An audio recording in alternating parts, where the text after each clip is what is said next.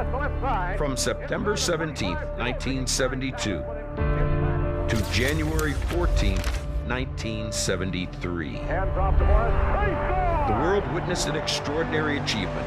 The Dolphins have completed the greatest season in NFL history, fouled by a ton of people in center field. Perfection. 119 days of undefeated football. 17 games. 17 wins. Miami has won Super Bowl VII.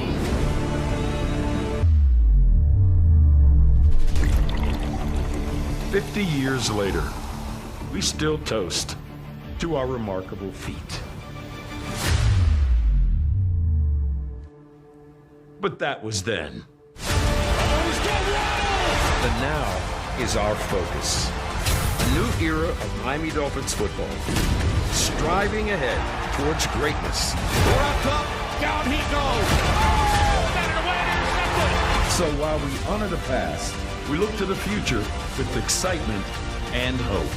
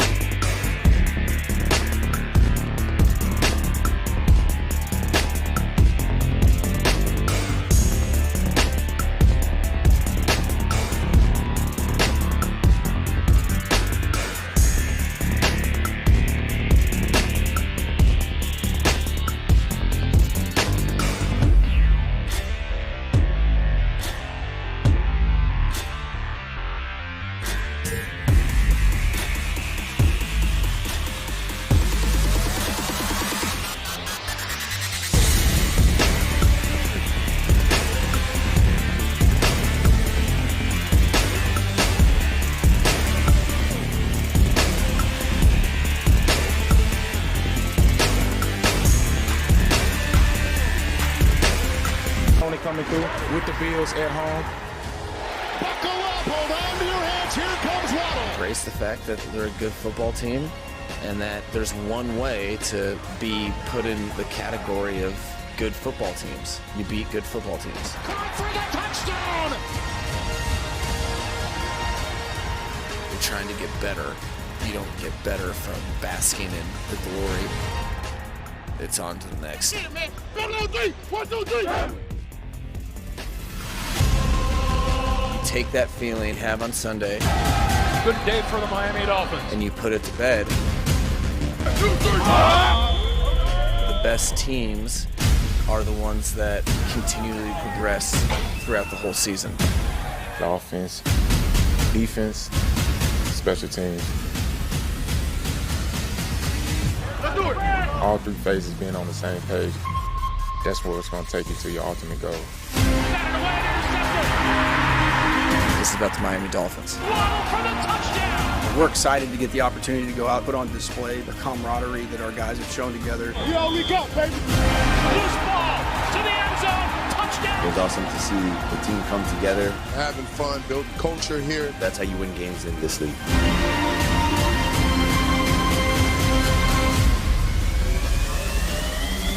Takes all of us. Go big or go home. Get your game face on. I need a seat on that throne. Go. Chill, leave it all on the floor. If there's a knock on the door, don't leave us in, we the boys.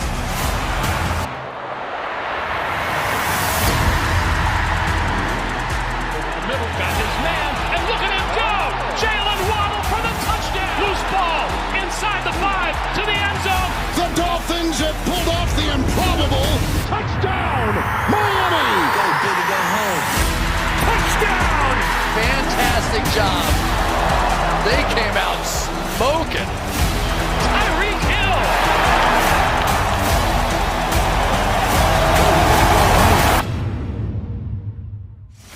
Tell you why I love number two. Nobody gave this dude his hands coming in, and everybody was still questioning this year. Like, can he be the guy? Can he be the guy? Belongs in the NFL. And what I love about Tua giving you the double turntable. He give you a little hill, two of them. Hill. And then he comes over here and twists a waddle.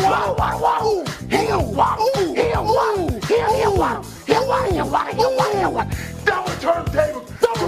300 yards, 3 touchdowns, and back-to-back games. Never done before in the history of that franchise. And that franchise had Dan Marino. And Dan Marino one of the baddest dudes to ever throw a football. Tua, keep it spinning, baby, and break it right. And the question was about Tua and the confidence you have in him. And what I heard you say was that you believed in him from the first day you saw him and working with him. Yeah. And you said, quote, people should start pulling up a chair to the table and apologizing to him.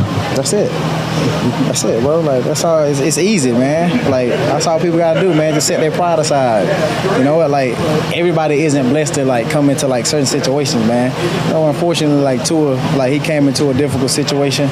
You know, obviously, 2 years down the road, he got J-Dub, which is Jalen Waddle. You know, to help him out a little bit, man. But you know, some guys don't come into great situations.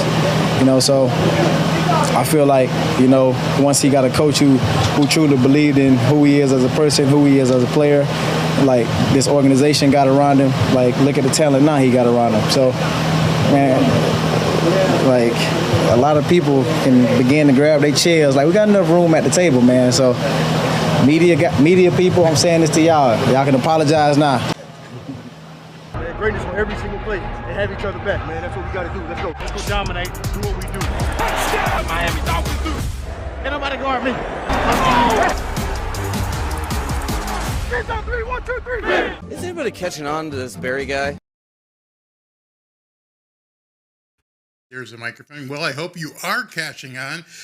Right off the bat, let me just tell you guys who've never been here before, it is illegal for any YouTuber, unless they spend $4 million to get the rights, but even then, you cannot show the actual game. So we have basically what we do here is a watch party where we all get together, we talk about what we see on TV, and I try to make, you know, the commentary as specific as possible to what's happening in the game. And we just have a good time. We talk, we chat, and we watch the game. So that's what we do here. We cannot show live footage of any NFL game. That being said, let me get to the bad news for the day. And that bad news is the inactives.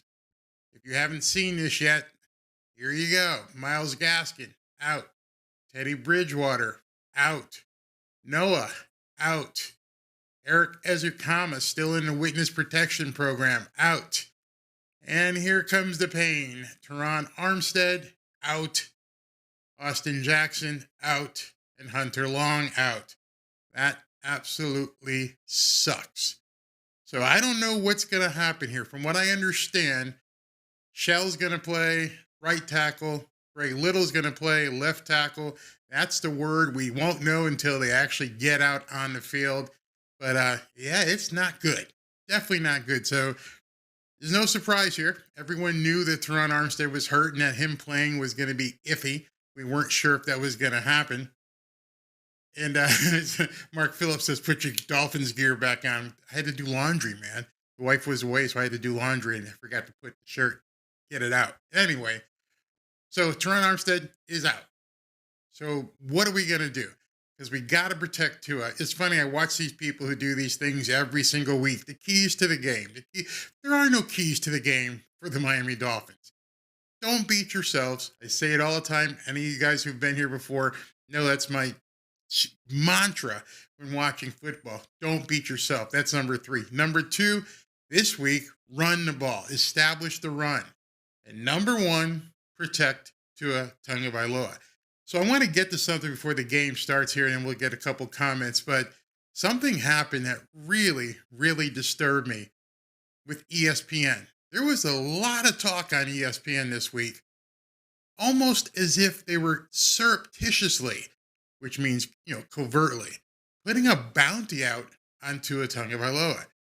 I don't know if you guys have seen this clip, and there's another one with Bart Scott, but they're actually talking about putting a bounty of sorts on Tua Tagovailoa. Tell him to take him out of the game. That's their strategy.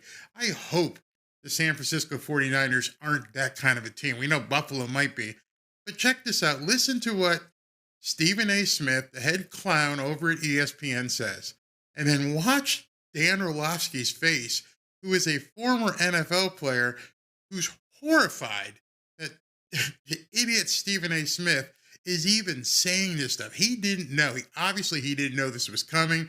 Watch this and listen. Dan Orlovsky, we shall see. Here's a first time for everything, my brother. And let me tell you something. This San Francisco 49ers defense, number 1 in points allowed. I love them. Number 1 in yards allowed. Number 1 against the run. San Francisco's physical. And physicality might be Tua's Achilles heel. Now, we saw what happened against Cincinnati. Now, last week, it was more the leg than anything, the way he was taken down and his body bent backward. I was just happy to see him get up. But San Francisco is going to go after him because with him being accurate, with him being a nice deep ball thrower, with him having weapons like Tyreek Hill and Jalen Waddle to dip and dunk to, and they can do the rest and what have you, with him having those capabilities available to him, the one way you go after him is to be as physical with him as you possibly can get away with, okay? And San Francisco is going to be that team. Offensively, they got Kittles, they got McCaffrey, they got Debo, they've got weapons, and we know that.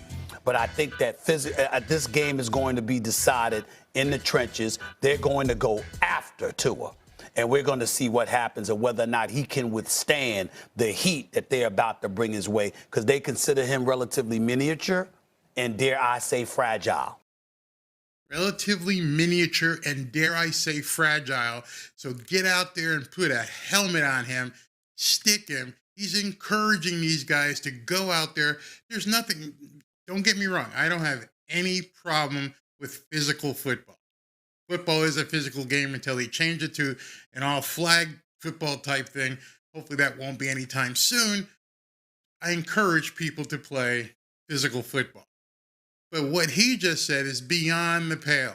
He's actually encouraging the San Francisco 49ers as a game strategy to go out after Tua Tagovailoa. That is complete, utter bullcrap. Dan Orlovsky looked at him like he was absolutely nuts. You don't say those things. You don't say those things out loud. And ESPN didn't do it just once. It appeared on another show, Get Up, where Bart Scott said, if he gets a good hit, he's out of the game. Out of the league, basically. He said he compared him to Pat White, who went to go play baseball. And then on Keyshawn Johnson's thing with Max Kellerman, it came up again. So there was active talk by people at ESPN to actually go after Tua Tagovailoa. Unfriggin' believable. No excuse. Absolutely no excuse. It's like we're about 3 minutes away from game time.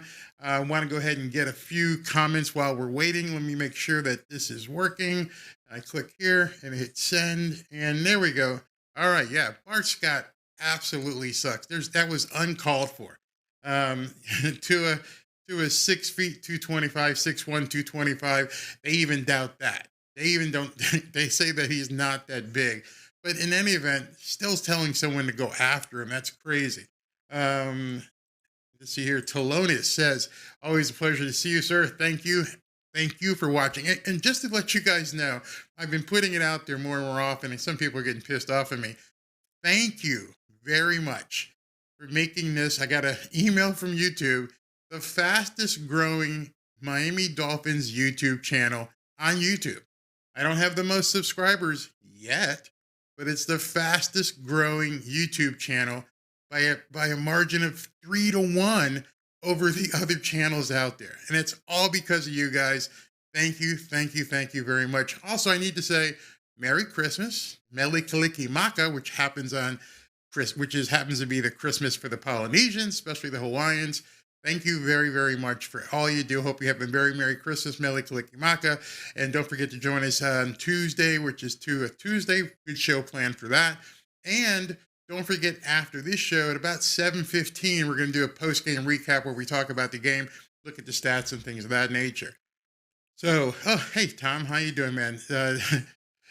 Quality attracts success. I guess so. I really enjoy doing this. I love the video I did the other day that really was completely different with the Christopher Walken thing. Fins up to you too, Tony B. Nice to see you back again.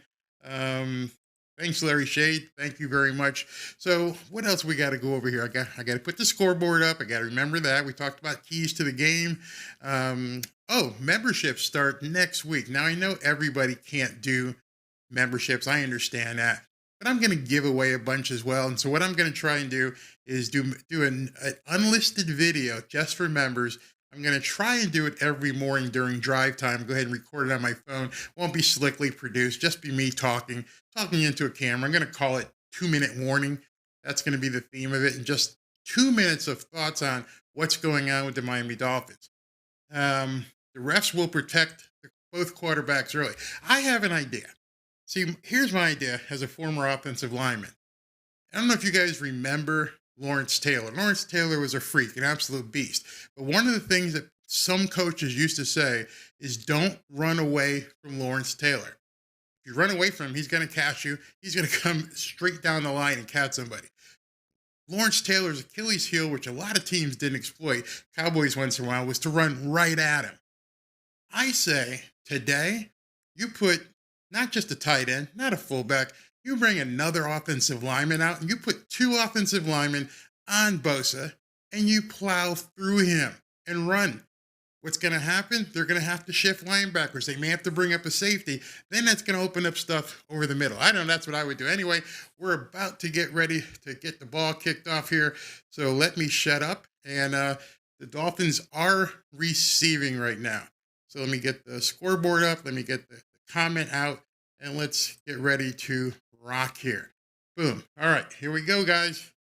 Fins up. We're getting the ball first. We're going to find out about this offensive line very quickly. Kind of scary. Kind of scary. All right, here we go. Ball got kicked out of the end zone, as it mostly does. I'm trying to see what the weather is. Doesn't look cold. Doesn't seem like there's people out there with sweatshirts and hats and gloves or anything. So we're probably looking at about a 55-degree opening kickoff weather. 1 o'clock in San Francisco. Let's see who is where. We've got Shell at right tackle, and I want to see who's going up on left tackle. I guess that's where they're going to put Greg Little.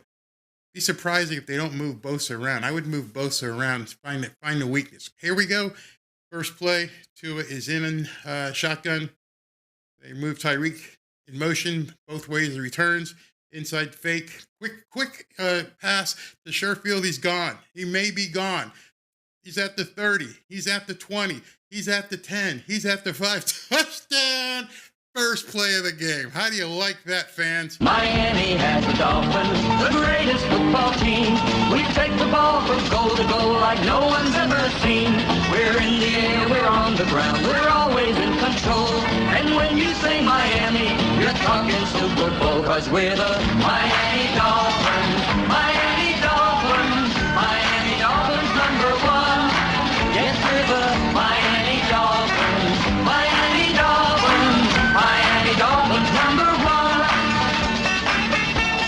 #1. Now I think I know why Eric Ezukama is in the witness protection program, because you've got Tyreek, you've got Jalen, you've got Cedric Wilson, you've got Sherfield, you've got Craycraft.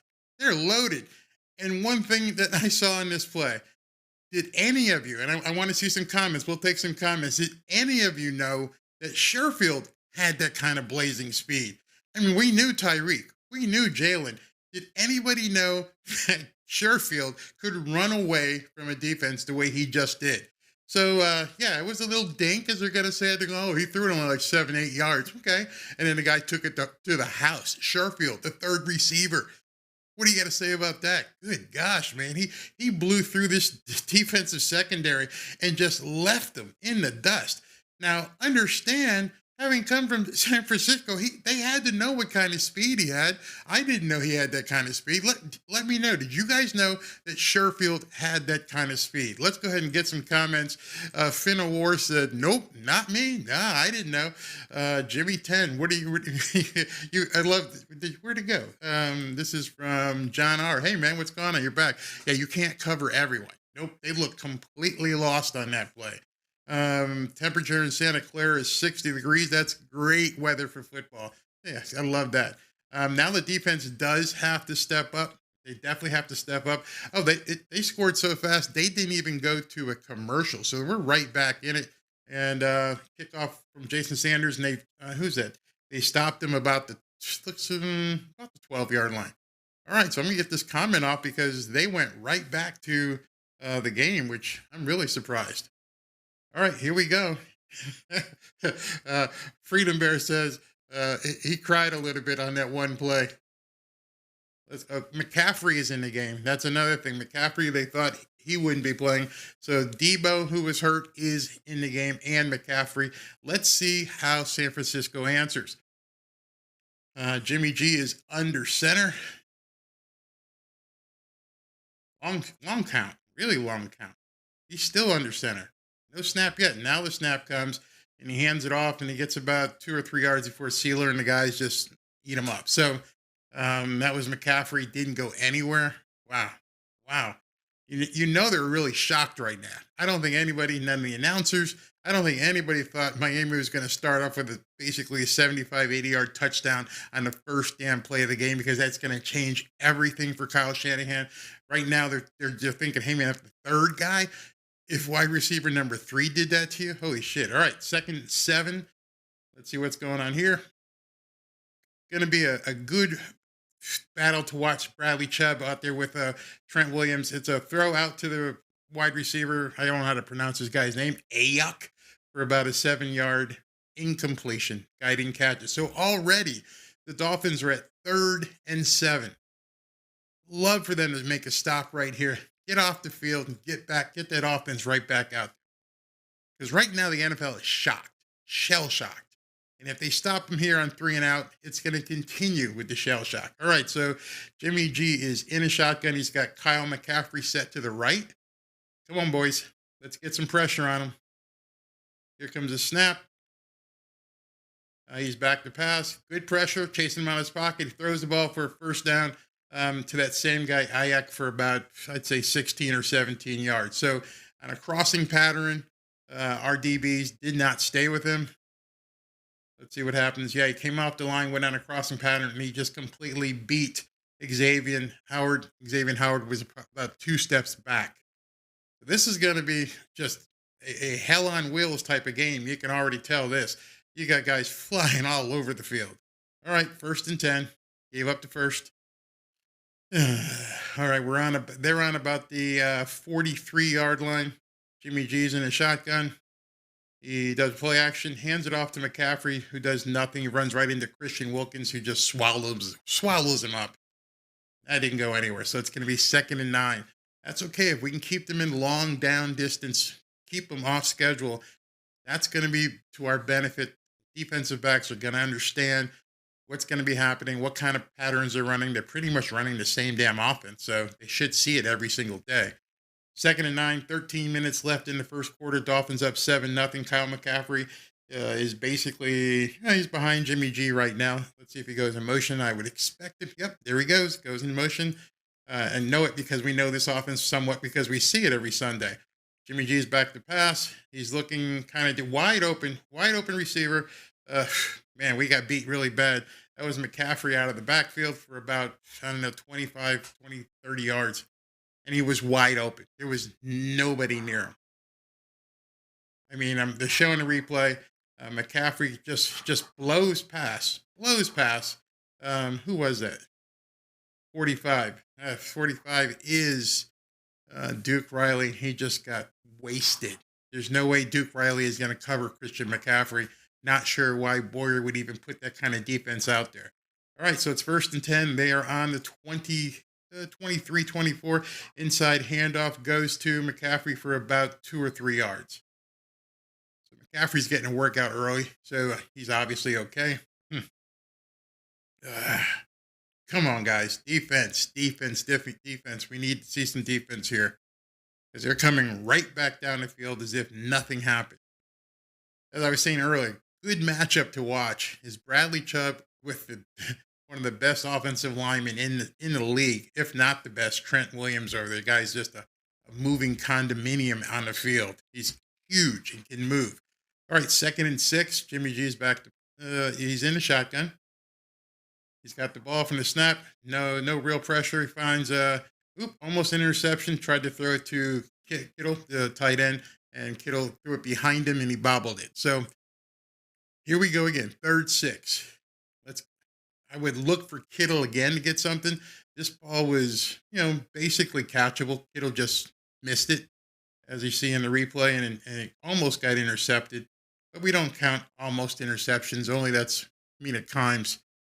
By the way, Ayuk was wide open and he showed him in the end zone. So defense got to step up here. Let's go. 3rd and 6. Jimmy G's in the shotgun. Looks like Miami is coming on this play. I mean, they got a bunch of guys up there. Jerome Baker. They're riding Jimmy G for about a 15-yard sack. Or was that Jalen Phillips and Jerome Baker? Now we got some talking going on. Debo got up in Bradley Chubb's face, but this sack by Jerome Baker was just, Jimmy G should have just went down. He actually made it look worse because they just rode him out. So they got him. Let's go. Get him off the field. Go ahead and kick the field goal. I don't know why the refs didn't call that, by the way, instead of putting Jimmy G in a situation where he could have gotten hurt. Just call it down. And the kick is up, and it looks like it's going to be good. Or did he miss it? Yeah, no, it's good. All right, 7-3. We'll take that. I think any of us would take that after 2 drives. All right, let's go ahead. Look at something. Heads up, Michelle. How are you? Glad to see you here. Jimbo, my man Jimbo. What's going on, brother? Yes, we can. Miami Mac. You guys must be having a different conversation.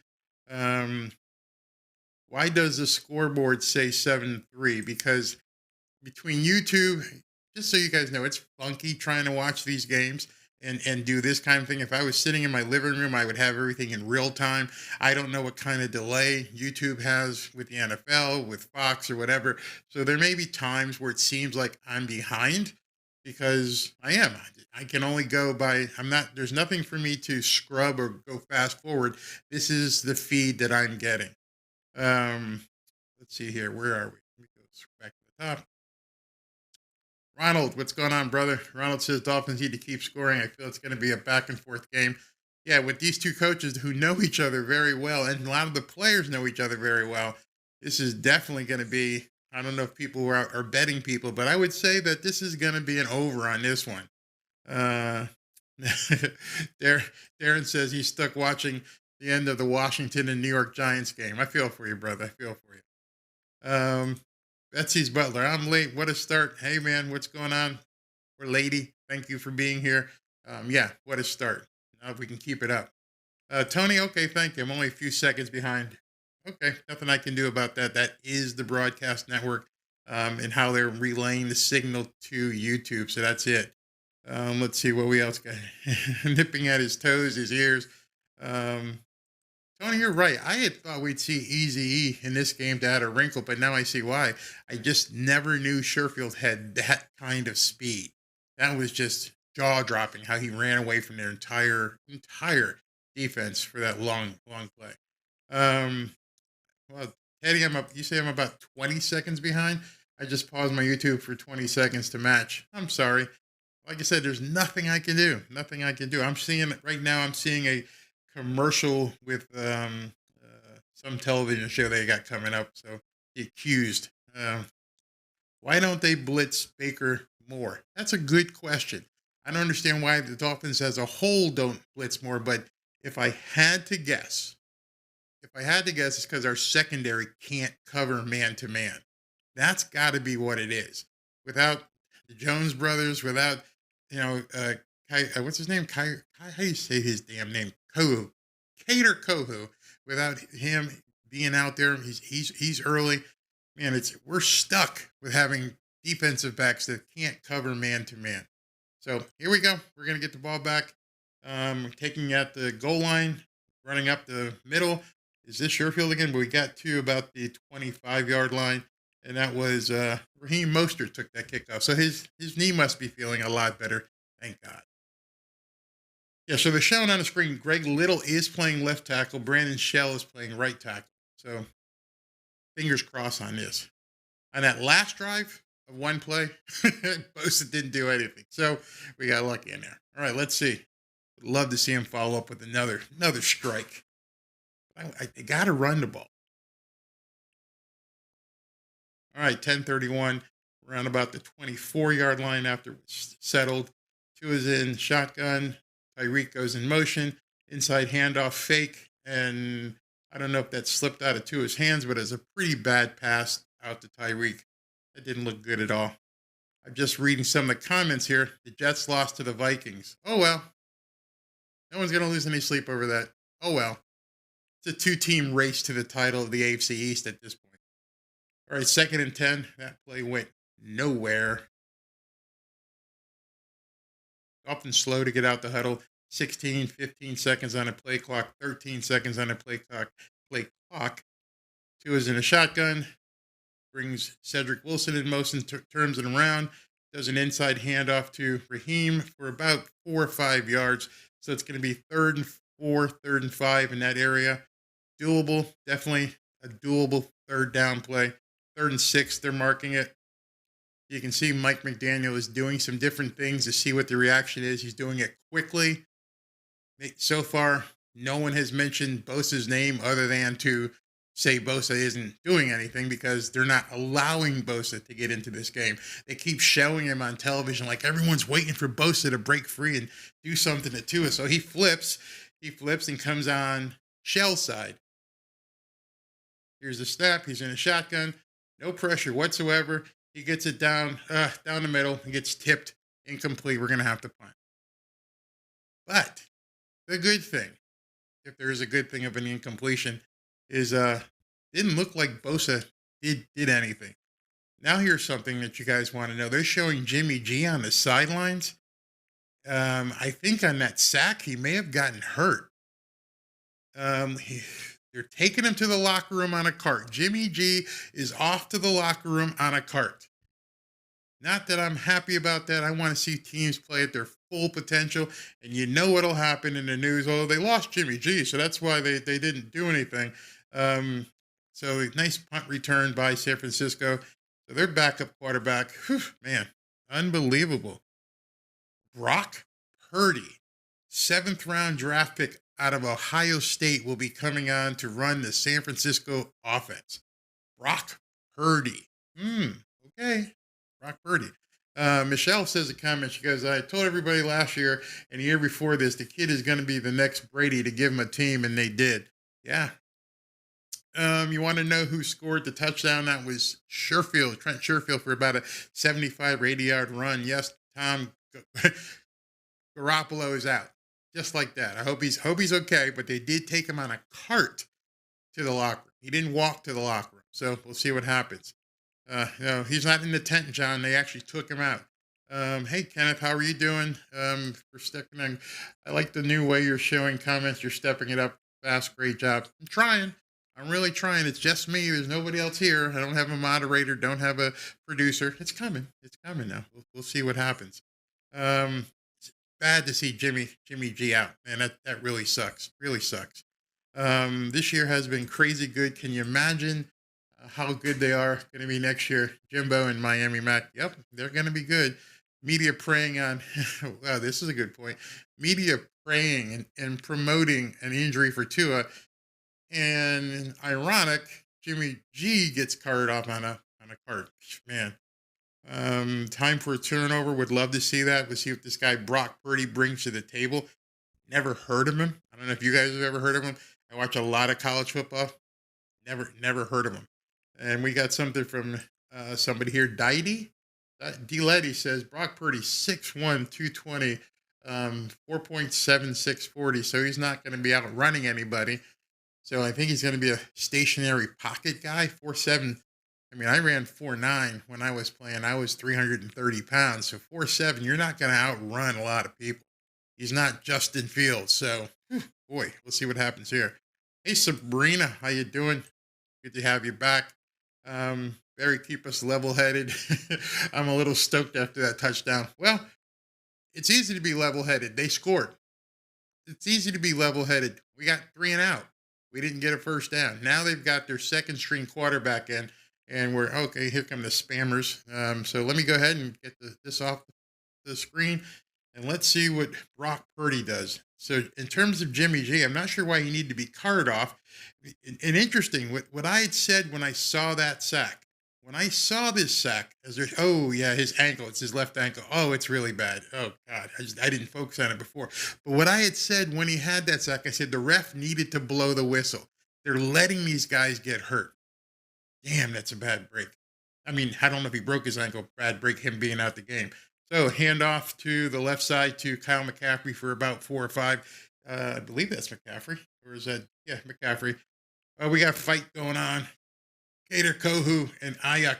Little boxing match. This team doesn't like each other here. Looks like there's a lot of trash talking going on.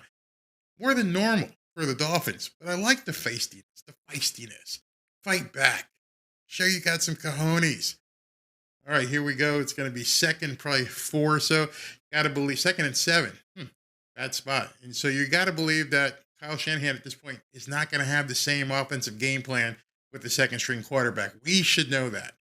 He's changing in play, 2-1-0. He gets it off.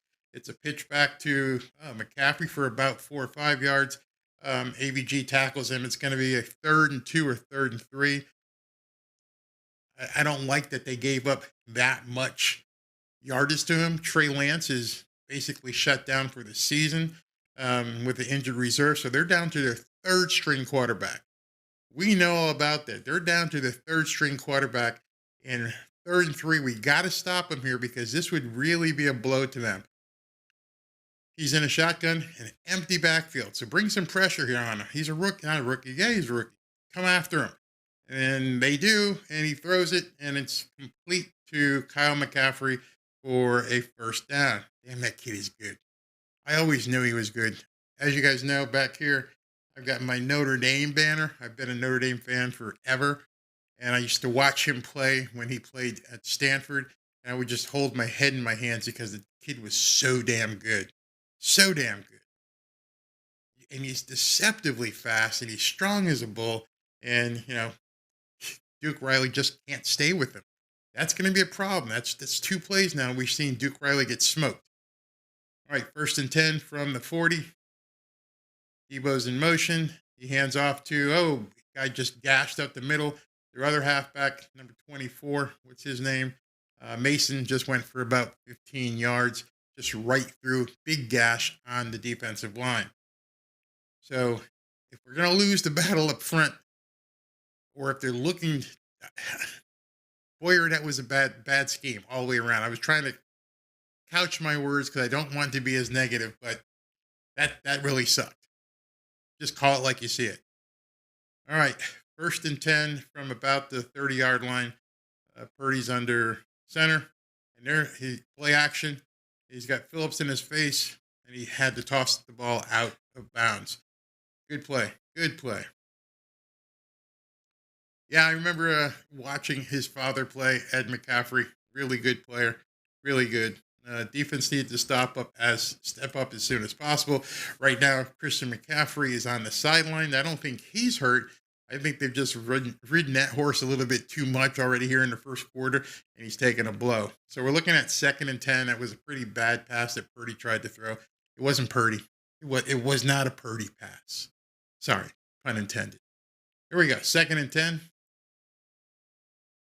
And there's a snap, play action pass. He's got plenty of time. He's throwing it deep. And is right over the middle. No flag. No flag. And a great play by Xavier Howard. I mean, he rifled it in there. He had a guy at the end zone. It looked like it could have went either way to Deebo Samuels. Of course, Deebo's going to complain.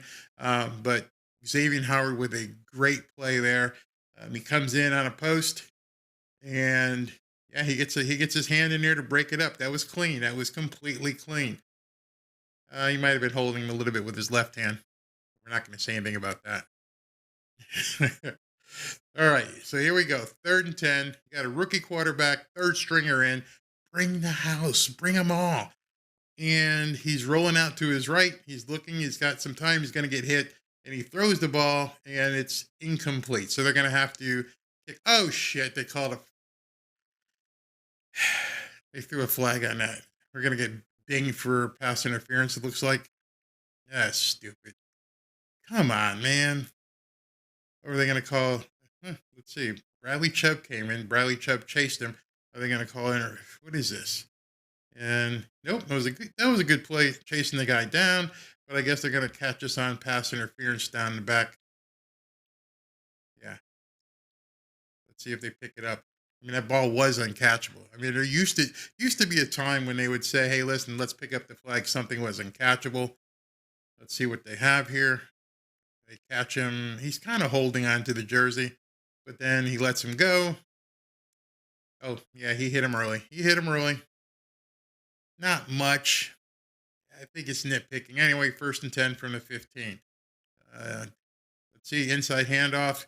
And that's McCaffrey's back in. He goes for about 8 or 9 yards on the inside handoff. So, again, I'm going to say it again. Here we are in the 13th week. You guys know what I'm going to say before I say it right here. Don't beat yourselves. You had them out. They were going to be having a punt or do a field goal, and now they're going to be almost 1st and goal because of a pass interference. That's why I always say the keys to the game. Number 3, always do not beat yourself. That's what happens. Every single player understands it. Forget what the media says. One of the first rules is don't beat yourself. So now it's 2nd and 1 from about the 6-7 yard line. I think they're going to call timeout, which is understandable. The kid is a rookie out there. He's never had to do this before, and he's getting signals in, here on the goal line position. Hey, Pablo, what's going on? How do we let a 3rd string QB run the ball, run the hell out of it? Hey, 3rd string QB, you still have to play. Just because he's in the game doesn't mean you don't have to be in the game. And that's what we're having a problem here. Sabrina, I mean, I've said it so much, I think some of you guys are seeing it. I think you're understanding. Don't beat yourself. Mental mistakes, stupid physical mistakes. You make those mistakes, you can lose. Even to a subpar team, even to a team with the 3rd string quarterback, you can lose by beating yourself. So here we are. It's going to be basically, I think it's going to be 2nd and goal. Yeah, 2nd and 1. So they can get a 1st down before a touchdown here. He's in shotgun. He hands it off to Kyle McCaffrey, who gets the 1st down, runs it up. He gets about a 2 or 3 yard gain. Doesn't really matter at this point, but it's going to be 1st and goal from about the 3 or 4. They've pushed the Miami Dolphins defense down the field, and they didn't even have to throw. Ronald, I don't know if we're going to be in trouble yet. I wouldn't say we're in trouble, but I don't like what I'm seeing here again. You see, I don't like it when it's evident that Miami is whooping their ass, and then the referees have to step in and basically help them out. It seems like there's one way to avoid that. Stop doing it. All right, so it's 1st and goal from, it looks like about the 4. Purdy did a play action, and wide open is the fullback for a touchdown. All right, so we're behind just like that. 10-7. Just a quick pass out to the fullback. We started off so well, and now all of a sudden we're down 10-7. Defense let them come all the way down the field with a third-string quarterback. I mean, there was nobody near him. Nobody near him. Easy touchdown. Yeah, Tony, you're absolutely right. That was an easy score. What happened there, JC? What happened there? What happened was our defense didn't cover the fullback coming out of the backfield. And he was wide open, and he jumped into the end zone for a touchdown. Sure would be nice to have a defense that isn't garbage. I think we all know what's happening in the offseason. Ron Armstead, he'll be back and healthy eventually. But you don't have the draft pick, so you got to get the checkbook out, and you better start looking for some defensive studs. I'm saying it. We all say about the offense. Defense right now is very suspect. Very suspect. Yeah, Sabrina, no penalties. They got to stop that shit. Absolutely have to stop that. Hey, Tom, Mr. Stockel. Tua needs to bring them back on this drive. He reminds me of Super Bowl 17. Kind of dating yourself there, bud. I like it. Fullback, our fullback, I don't know why you're surprised about that. Our fullback can catch. Alex Ingold, if he had that kind of opportunity, he was wide open in the, near the end zone. He could do that. He's done it already. Sorry, Anthony Castro says, sorry ass defense. Yeah. Hey, John, if you must have went out and get a sandwich or something, it was a borderline pass interference call, but a pass interference call nonetheless, and then they punched it in. Mark Phillips says they bitch slapped our defense. Yeah, they did. Yeah. No other way to look at that. Third string quarterback who didn't get any reps with the first team. So we're not talking like Skylar or Teddy, who got to work all week long with the first team. No, we're talking about a third string quarterback who stepped in on an injury. Jimmy Garoppolo goes down. They throw in Purdy. Purdy takes him down the field for a touchdown. Jeez, unbelievable. Bitch, like you said that. Yeah, start with the coordinator. I think we've all heard the stuff about Brian Flores and what happened and how he just basically didn't support Tua, actually went out of his way to give Tua a hard time, almost to sacrifice Tua.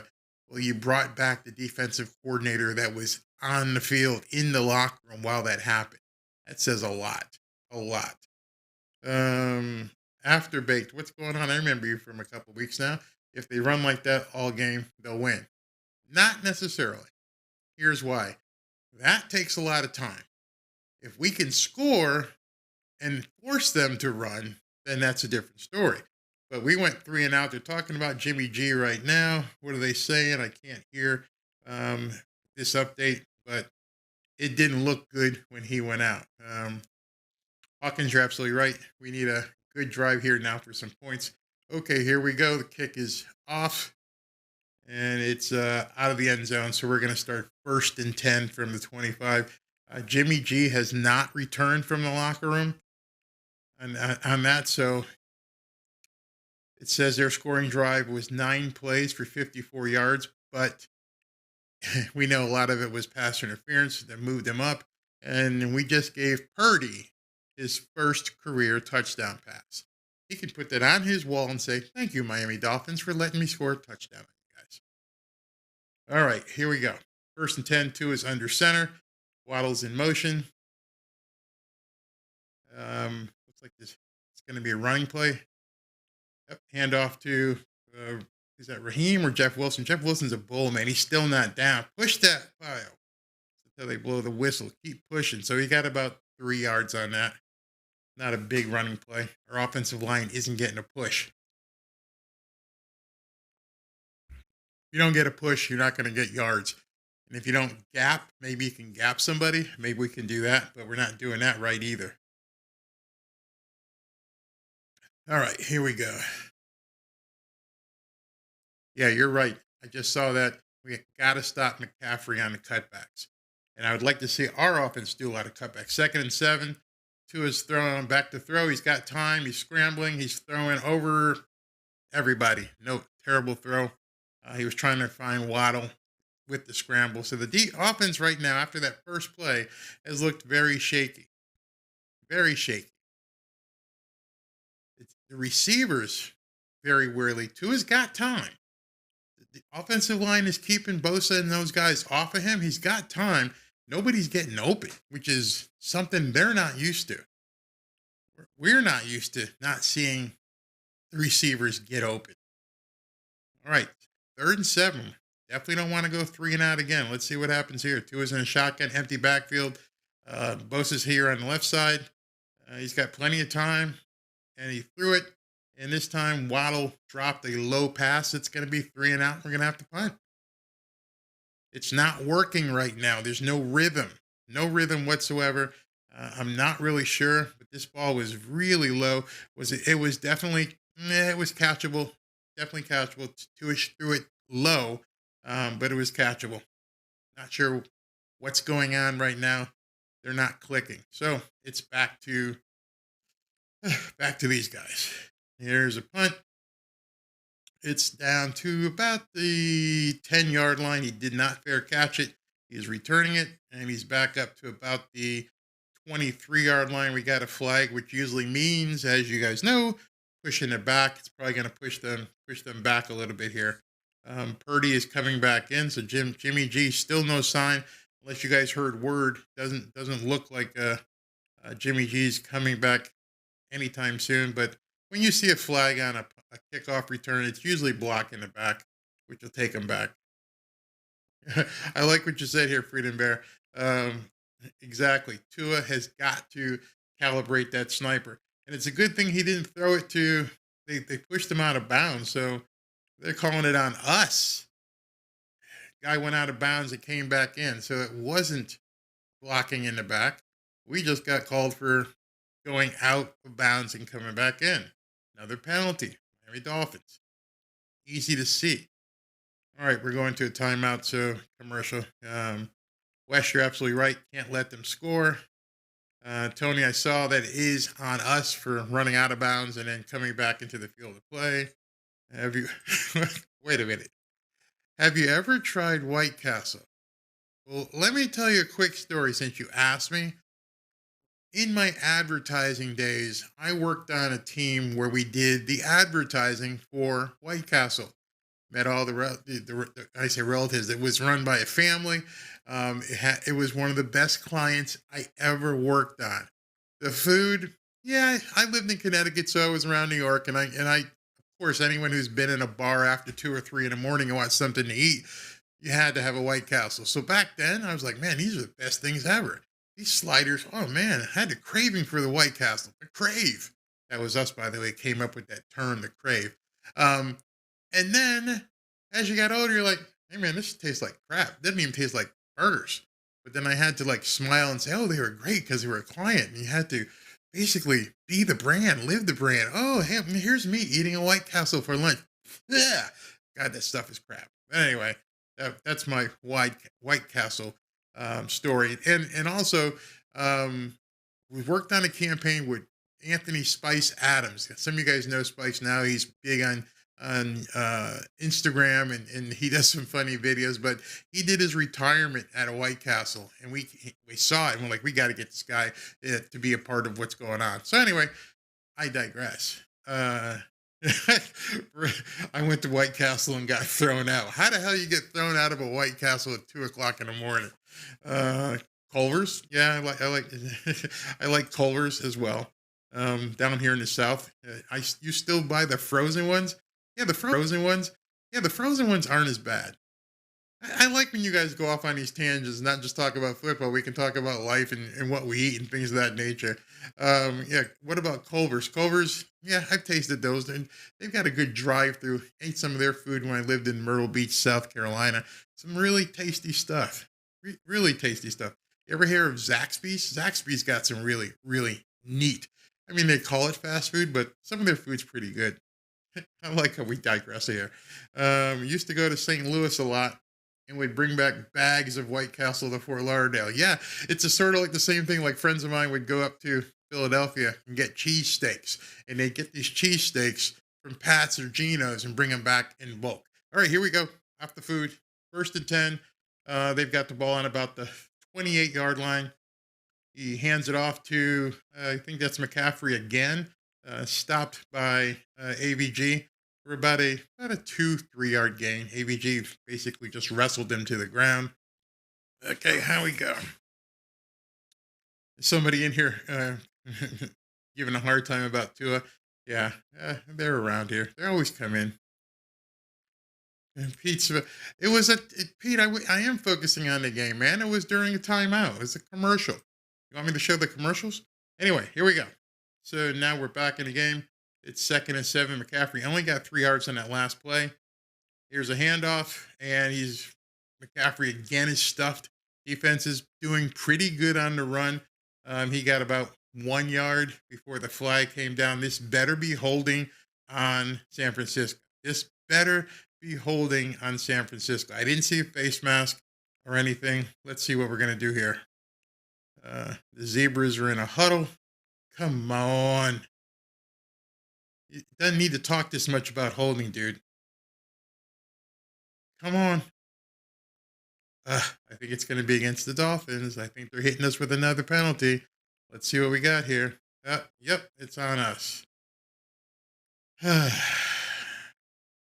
3 crucial penalties thus far. This one, I don't even know what it was. But this is just ridiculous at this point. He tackled Christian McCaffrey pretty strong. He didn't do, they're going to say it's a trip, I guess, by Ingram. Man, that's a BS call. Hawkins, you're absolutely right. That was a complete BS call. There was no trip there. All right, so 1st and 10, we got to move on. They got the ball at the 42-yard line. They're giving them yards. Here's a snap. He's back to throw. He's got somebody underneath, that Ayek guy. Cater Kohu's got him wrapped up, but not until he's taking a 6 or 7 yard gain. As of right now, except for the first play of the game,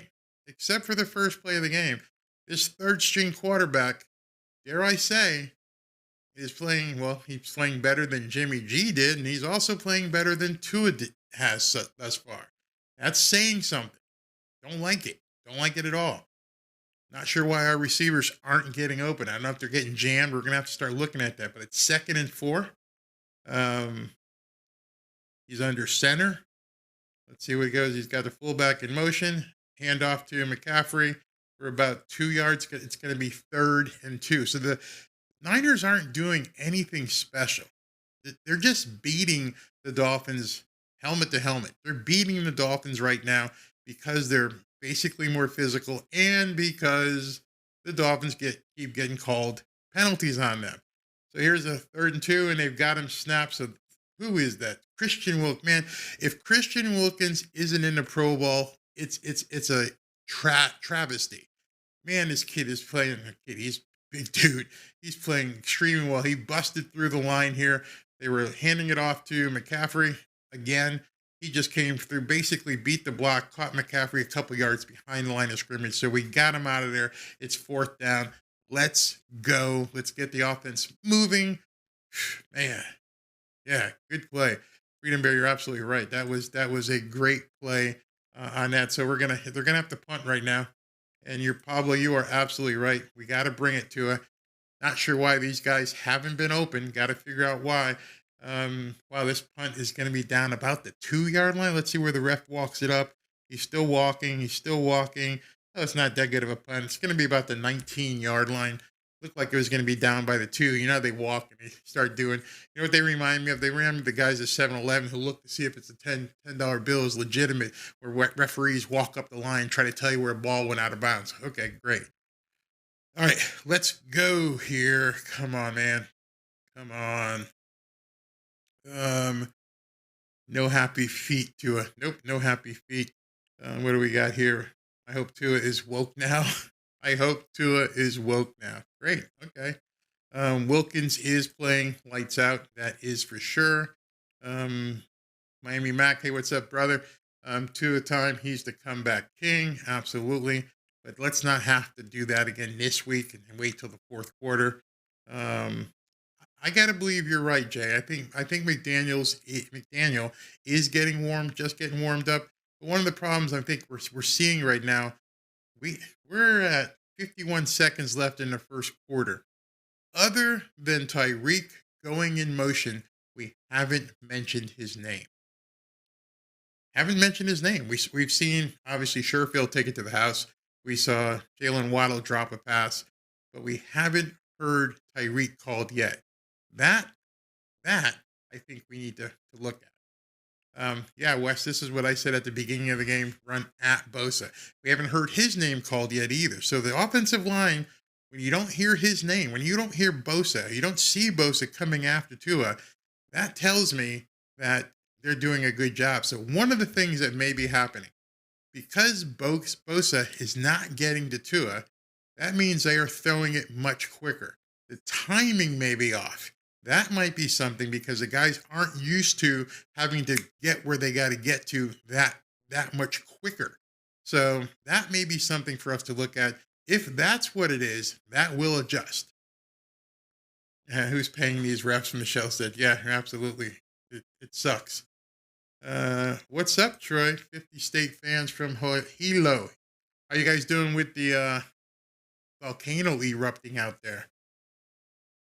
Pretty bad. I've seen some pictures, but it looks like it's basically in a non-populated area, or at least that's what they say here. But you tell me. I hope you guys are okay out there with that volcano erupting for the first time in 40 years. All right, here we go.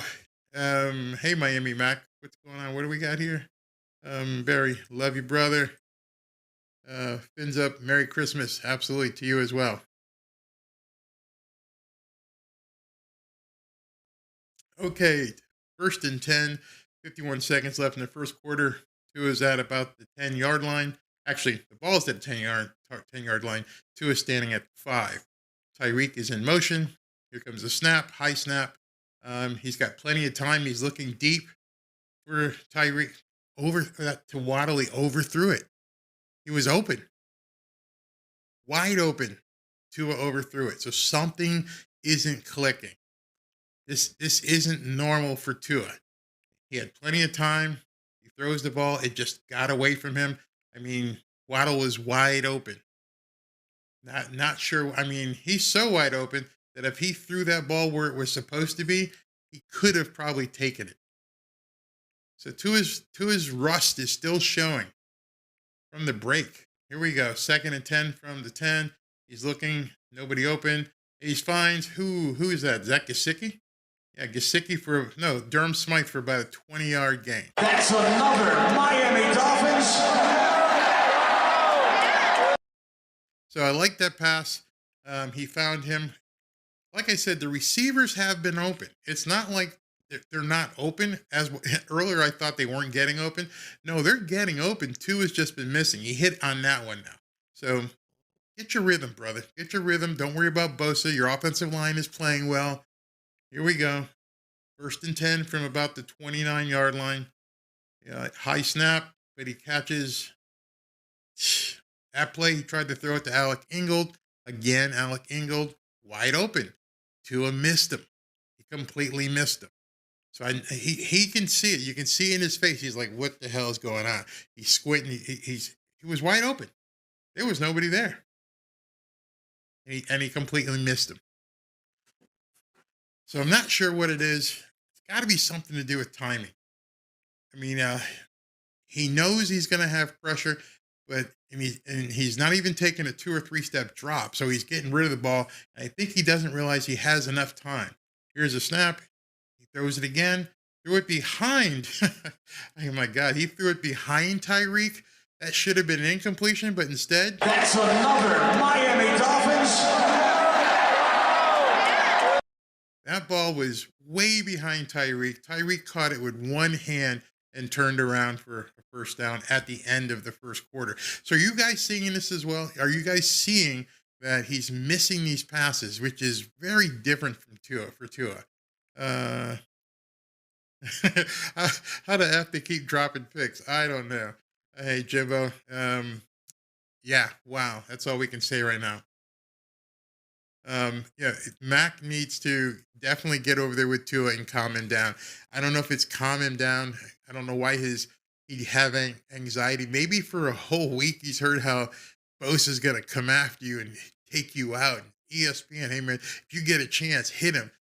Offensive line seems to be holding up. They're not getting anywhere near to it. I understand the scheme is to do a lot of RPOs and play actions and also get rid of the ball cleanly and early, but he's a tad too early. The timing just isn't right. At this point, I would almost say go back to your normal game plan for a couple plays and see if the defense can adjust. Because right now you're in such a rush to get the ball out, you're missing things. Yeah. Yeah, Tom, he does need to settle down, but I don't think it's a matter of settling down. I think they need to just adjust their scheme. They thought they would be under constant pressure, so they're getting the ball out early. Get the ball out early. Throw it. Don't even wait. And he's missing everybody, so he's uncomfortable. That's what he's in right now. He's in an uncomfortable state. So what I want to see him do is let's try a couple plays with the normal offensive scheme, with the normal offensive timing, and see what happens. If they can't hold him out, then we're going to have to go with this kind of a game plan. He is too hyped. He's too hyped, and I think this is just something that's different. He's afraid of Stephen Smith's bounty.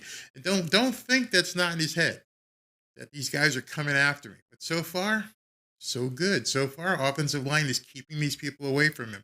If he sharpens up, this game will be a blowout. It looks like they can't stay with these receivers. He's missing them at this point. So I agree with you on there. I agree. It is jitters. If someone tells you they're going to take you out and you keep hearing it all week, not good. All right. So second quarter is starting 10-7. Let's see here. He's got Waddle out to the right, Tyreek out to the left. Top of your screen, if you're watching on TV, he was 3 for 9 for 112 in the first quarter, 1 TD. He's in a shotgun, and he hands it off to Jeff Wilson. I don't think he's going to make it back to the line of scrimmage on that play.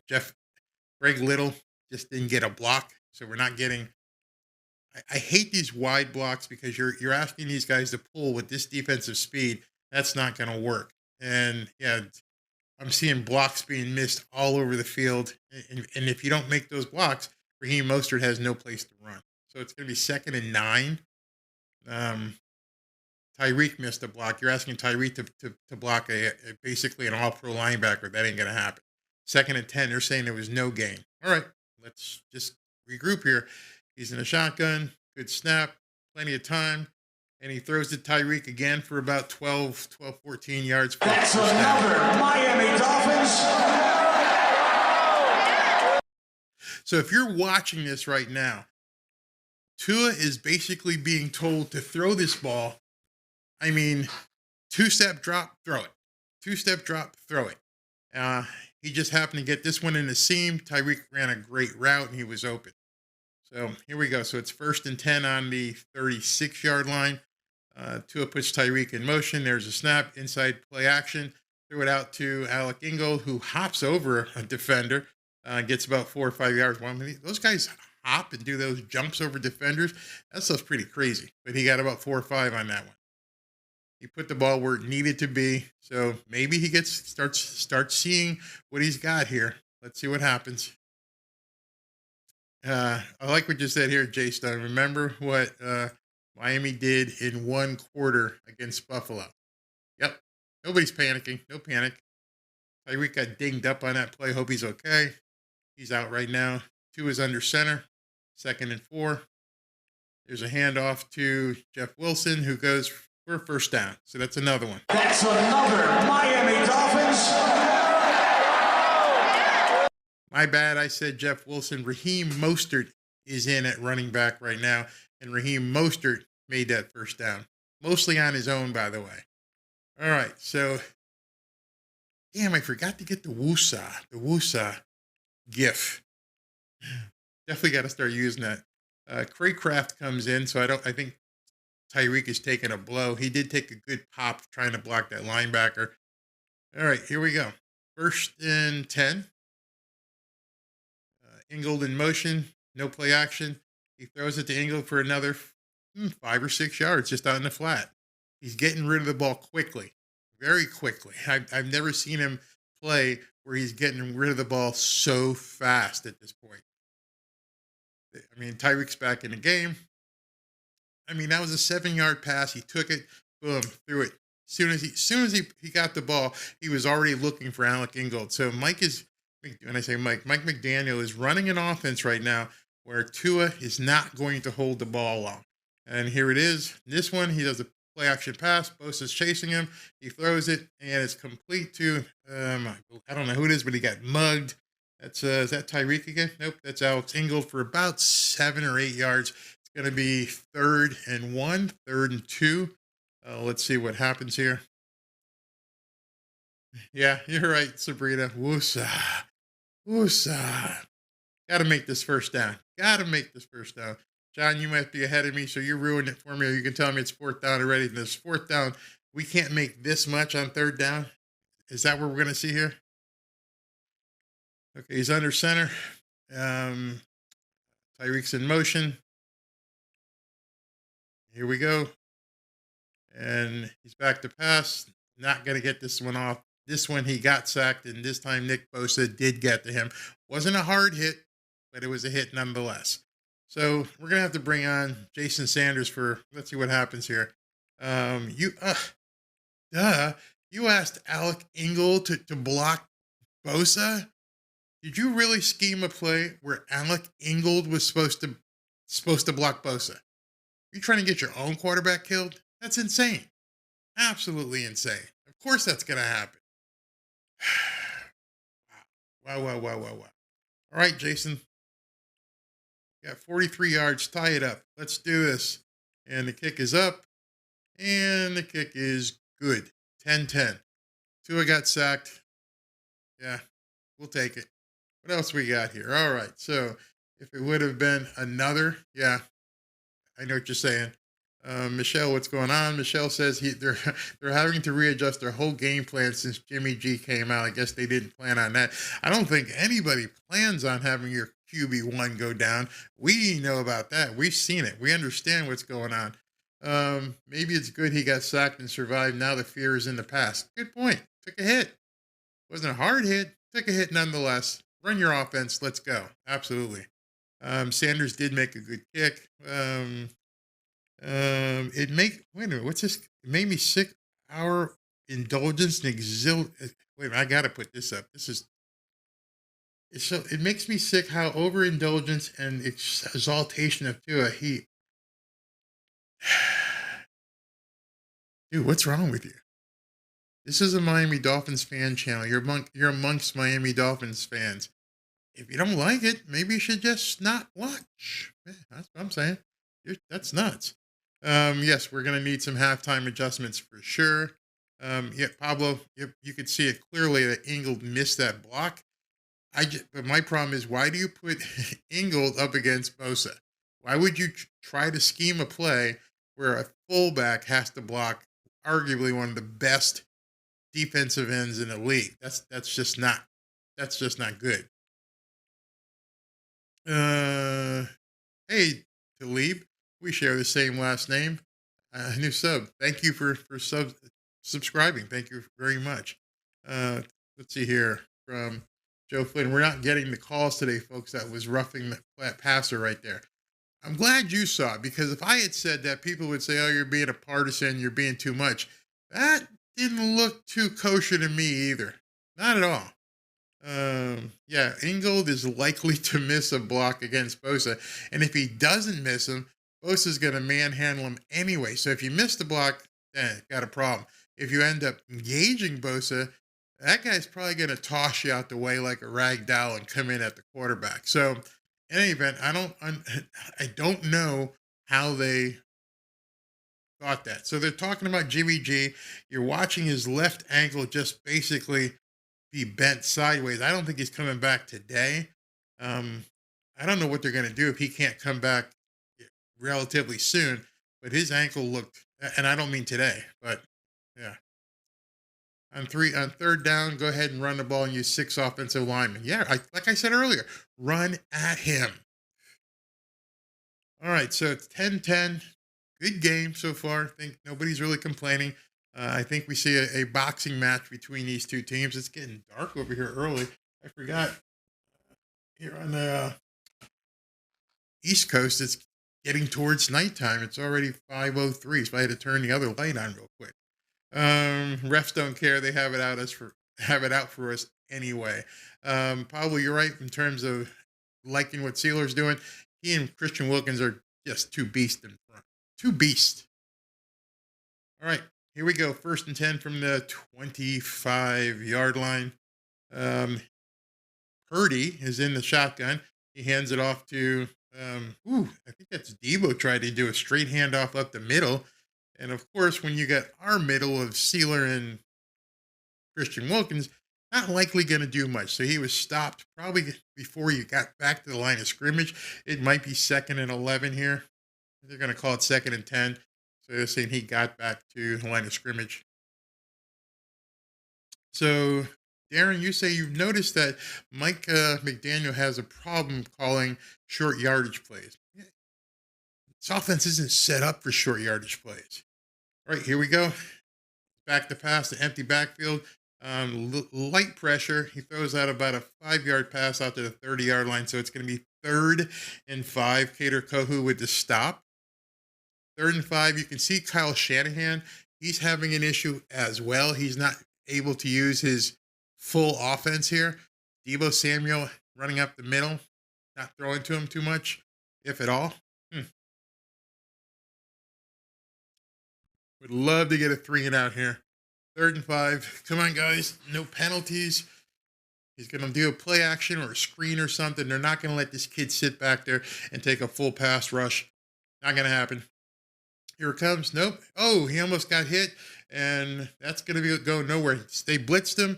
I'm not sure who got in, but somebody got in there real quick, hit him, disrupted his pass. Good blitz call. Good blitz call. Let's see who got in there.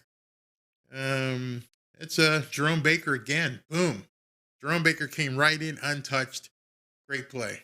And of course, the defensive backs then came up and deflected the ball. Okay. 4th down. All right, Tua, you're coming back on the field. 8:50 left in the second. You got to score here, bud. Let's see where the kick is. The kick is back to about the 20-yard line. A nice 6 or 7 yard return. He's going to get the ball at the 30. That was Cedric Wilson. So here we go. They are playing field position against us. Yeah, I don't think they have much of a choice at this point, do they? You have Baker baking. He's back there. That's the second time he's got some serious pressure on a player. Other than the fact that the NFL and the media wants 2 out, this is an even field, Barry. Both teams have significant injuries. Yeah, absolutely. Jimmy G just went out. He's our QB1. We're missing our starting left tackle, plus a couple of our guys in the defensive secondary. Yeah, absolutely. You did call this. You said blitz Baker. You did say it. I have to tip my hat to you on that one. Blitz Baker more. Sure. If the defensive backs can play that, if they can cover and he gets that kind of pressure on a rookie quarterback, absolutely bring him. Bring him every single time. Oh wow. Hey, Brian at the game live. You're out in San Francisco. Hope you're enjoying yourself. Hope you're having a great time. Yeah, absolutely. Bosem Jean says we need this game, Barry. Yes, we do. Gotta have it. Gotta keep pace with the Buffalo Bills, who had their way with the Patriots on Thursday night. Patriots just look like crap. How bad is it that Mac Jones is telling Matt Patricia, run that, give up on this running game. It sucks. Throw the effing ball. I mean, they're in shambles up in New England. Shambles. So I think we look good. Bradley Chubb is getting back there, but he keeps running. I'm waiting on the rookie to throw a pick. Yeah, I think if they keep pressuring him, and right now he doesn't have to throw a pick. And what I mean by that is it's only 10-10, 8:50 in the second quarter. He has time. He's not under duress. He's not too pressured. If we can get up 17, 24-10, where he has to throw, where we take Christian McCaffrey out of the game and they have to throw, then things are completely different. Then you can look for some interception opportunities. We cannot lose today against Mr. Irrelevant. Was he? So you guys, if you don't know, Mr. Irrelevant is the title they give to the person who is drafted last. Let me know if he truly is Mr. Irrelevant. Yeah, he was. Brock Purdy was Mr. Irrelevant. He was the final pick in the draft. The last guy off the board. Yeah, we can't lose to Mr. Irrelevant. All right, 1st and 10 from about the 26-yard line. Snap to Tua. He's got time. He's throwing it, and he's got overthrew Tyreek. Not only did he overthrow Tyreek, but he let Tyreek up. You know, everyone says throw the guy open. Well, he left Tyreek hanging, and the defensive back took a shot at him. This time, I don't know what's going on. This is the second play in a row that you had a halfback trying to block Bosa. That's insane. Absolutely insane. I don't know what he's trying to do. That doesn't make any sense to me why you would put some sort of stunt where you're not blocking Bosa with a big guy. 2nd and 10. Here's a snap. He's got time. He's throwing the ball. He overthrew Jeff Wilson. The most accurate guy that we know says Tyreek is having one of the worst games I've seen this year. He's not anywhere near getting a hold of these people. Let me close this. I mean, it's this ball, he had him open, missed him completely. This is one of the worst games Tua has played all year long. Yeah, John, I don't know. What the hell is Tua doing? I can't tell you. He's missing these throws badly. 3rd and 10. He's back to pass. They're blitzing him. He throws it. Nope. This time he missed Craycraft. Not even close. Something isn't right. I don't know if he's got air sickness from flying out to San Francisco or what, but not even close on these passes. I mean, this one he did get some pressure. Bosa came in again. He completely beat Little. Nothing we can do about that. That's going to happen. But it doesn't explain why the pass was so far off. Yeah, Jimbo. No Wheaties. I guess we can say that's what it is. So the punt is down. It's going to drop right around the 21 or 22-yard line. Check. So they're going to get the ball back. We're not playing. We're not playing well whatsoever. And it's unfortunately, everyone knows how much of a Tua fan I really am. People give me a hard time. This game, thus far, nobody watching this game can do anything but put this on Tua right now. It pains me to say that. The Samoan sniper, the guy who's the most accurate passer in the league, is having a completely shit game up to this point. Plenty of time, but this game, he's got to get it put together. Sabrina, you think he's playing too hard? He needs to just relax and have fun. I get it. Everything is working except for Tua's accuracy. You can see it. We all can see it. Offensive line, for the most part, unless Mike McDaniel goes ahead and puts a fullback on Bosa, Nick Bosa can just waltz right in if you put a halfback or a fullback out there. Man, here's a stat for you. The last 4 quarters of Miami Dolphins football only had one 75-yard touchdown. First touchdown of the game here, one play. I think what you're saying here, McDaniel needs to pull Tua aside. I think what you're going to see is some definite adjustments made at halftime. Maybe even before then. Maybe he does need to pull him aside right now and say, dude, what's wrong? You got to go to the bathroom. You got a stomach ache. You got the willies. What's wrong? Tell me, because this isn't you. I've been with you since, April, whenever he got hired, and I'm seeing a quarterback that's not the guy I know. Something is wrong. Cameron, you're absolutely right. Tua needs a string of completions to settle his nerves or something. We all can see it. So if we all can see it, we're all sitting back watching this. I'm sure McDaniel sees it. I'm sure Bev sees it. I think the guys in the booth see it. Something isn't quite right, and I'm not seeing anything in his mechanics. It's just, I don't know. It could be as simple as this. They could have tinkered with the offensive game plan. They could have tinkered because they were worried about Nick Bosa, and they said, we need you to get rid of that ball fast. Get rid of it. And his timing is screwed up. So maybe what they're going to have to do is put him back in the mindset of do what you need to do, and we'll worry about that, the protection as well. But you can't go with this quick release stuff because it's not working. All right, here we go. First down. The line is giving him time. You're right, Rob. First down, Purdy is back there, Mr. Irrelevant. I'm going to keep calling him that. 1st and 10 from the 21. A play action pass, plenty of time to throw. He's taking way too much time, and he finds the receiver down for about 20 yards. So that time we got no pressure on him. He had plenty of time to throw, and he completes the 20-yard pass to his tight end. Yeah, Tony, he's missing wide open receivers. Meanwhile, Mr. Irrelevant here is nailing completions to wide open receivers. And that tight end was wide open, completely wide open. So here we go now. It's 1st and 10, 7 minutes left in the first half. He's under center. Purdy. He's back. He hands the ball off to Mason. Mason runs for about 25 yards. He just completely gashed the offensive line. So in 2 plays, San Francisco has moved the ball for about, 40 yards, 30, 40 yards.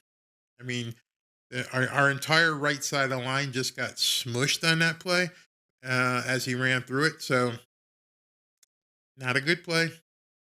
Plenty of time. They just got to get regrouped. Javon Holland had to make the tackle on that run. Unreal. So it's 1st and 10 from the 45-yard line. Hands off to 24 Mason again, who is running, struggling for about 6 or 7.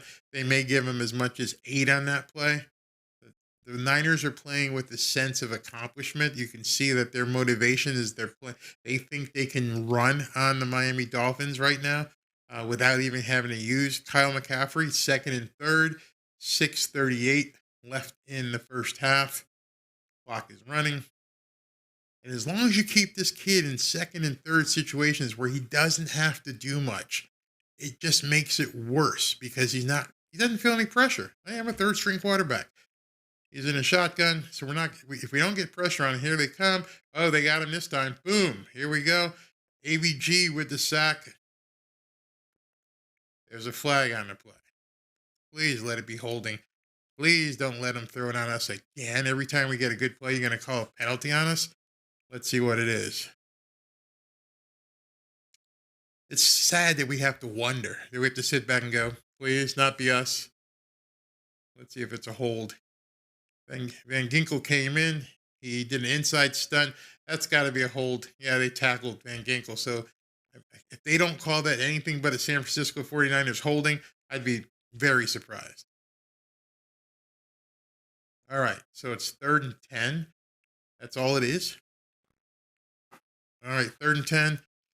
Now you've got the rookie where you want him. You've got this rookie in a 3rd and 10 situation. You've been sacking him. Bring the friggin' heat right here. They've got like 6 guys up on the line. Here they come. White, oh, they've got him. He got away from them. He threw the ball, and it was caught, but it's going to be like 4th and 3. Yeah, good pressure. Definitely good pressure on him right there. All right, so it's 4th and 4. I'm not sure if they're in field goal range. Let's see what he may go for it because you got nothing to lose. You're in your 3rd string quarterback. The Dolphins in this down and distance, 4th and 4. If you run something to the outside or do a play action to the out, you may do something. Let's go, 4th and 4. Let's look at it right here. What's going to happen? He's in the shotgun. We've got guys showing they're coming. Watch for a pass to the slot. Oh, they got him in. Did he catch that ball? Oh, it's interception. Interception by Cater. No, Xavier Howard picked off that pitch. Wow. So Pablo, you're absolutely right. We're seeing this kid fold under pressure. They brought Javon. What screwed me up in the call is I couldn't believe it was Javon Holland that came in for the rush. He rushed and blitzed him. The kid threw it up, and X-Man took the ball out of the air. But I was shocked because it was Javon Holland that was the blitzer on that play. Great call.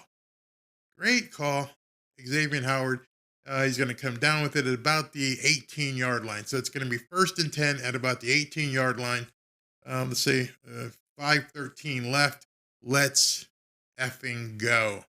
Good play by Xavier Howard. One of you guys called it. I'm not sure who it was, but one of you guys said X-Man was going to get an interception, and sure enough, he did.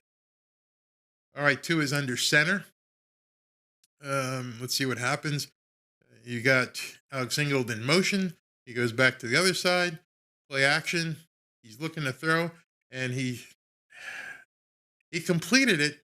And who did he throw it to? Who's that? That's Alec Ingold again for Craycraft for about a 12-yard That's first down. another Miami Dolphins. But that wasn't a fluid pass. And thankfully, he caught it, and he put it where it needed to be. But come on, man. Get your timing down. You can, right now, if you guys are looking at this, you can see it's timing. It's definitely timing all the way. All right, 2 is under center. We got guys moving around. Here comes the tight end up the middle, and it's a handoff to Mostert for about 3 yards. Nothing really big there. Good question. Is Waddle injured? I don't know on that play where he had to really jump up for the ball. If it caused him an injury. Or was he blocking? I'm not sure, but we haven't seen him back on the field in a couple of plays now. Let's see what happens. Tyreek is out there. I do not see Waddle on the field. I see Sherfield, and I see Craycraft. All right, 2nd and 8. I don't see Jalen in a tent or anything. All right, here we go. 2nd and 8, 3:51 left. 2 is in a shotgun. Snap, play action, get rid of it. He's looking deep. Overthrew. He just overthrew that one to Tyreek. It was catchable. Let me just say that. It was catchable. Tyreek could have pulled that down. It hit his hands, but it was still a little high. It was a quick slant in route. Great anticipation. Threw the ball. It was high. That was expecting a lot of Tyreek to pull that down. So, come on, man. It's just you're saying is his ankle hurting him? I don't know. He's Hey, Grandizer. I'm not sure what's going on, why it's behind, but it is. Let's see what happens. They're going to have to call timeout. Let me see if I have a chance to speed it up. I'm not sure if I can. Yeah, we're gonna go to timeout here. Let me see if I can scrub a little bit. Nope, I can't scrub. Can't scrub at all. Sorry, Grandizer. I am at full level here on my stream. It looks like I've got 340 on my screen. I've got 340 on the scoreboard. I'm in timeout. Hopefully you guys are in timeout. Not really sure what's going on here. Hey, Saisui. Not off the receivers need to play at the high level and catch the ball. Yeah, they need to catch it, but these throws just haven't been on the money. I wonder if he's banged up. I assume you're talking about Waddle. Stephen Brown showing us a retweet that says, Jalen Waddle, questionable to return. So if you guys look on the screen, he just posted a tweet. Jalen Waddle is questionable to return. That really sucks. All right, so injury bug is hitting both teams. 3rd and 8. 2 is back to pass. A lot of pressure. He doesn't get rid of the ball, and he gets sacked by Bosa again. Whew. Yeah. Unbelievable. The left side of the line just got collapsed. Greg Little this time was trying to block him. And no, they moved Bosa to a different part of the field. and he did a stunt, and the center missed him on the stunt. Came right up the middle. Right up the middle. Put a good hit on Tua as well. So, Brian L's, I guess you're at the game, I believe. Waddle is running sprints on the sidelines. Let's see, maybe he can come back. Dolphins are sucking big time. Yeah, the offense doesn't seem to be doing you know what. Can't. Hey, Grandizer. I forget the answer to that, but to you as well. Yes, that punt was almost blocked. Yeah, that would have sucked.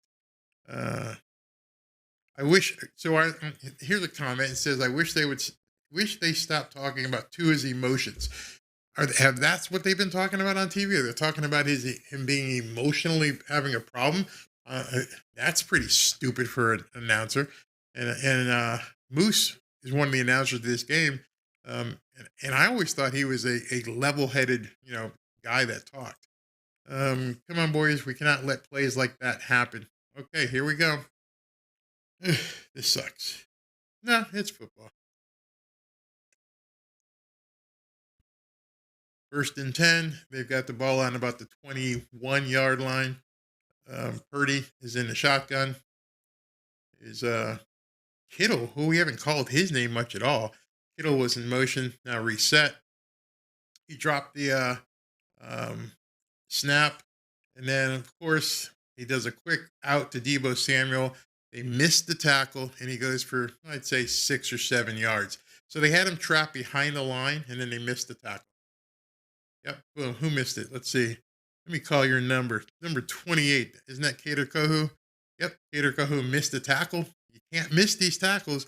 Not with these kind of guys. Now you're in a 2nd and 3. Puts them in a good situation. I'm going to save this comment because I want to show this one as well. All right. This time, they almost sacked him again real quick. This comment, he came through, AVG blitzed. If we got a penalty, they're probably going to call AVG's hand, hit him in the helmet. Let's see what they call. Another penalty.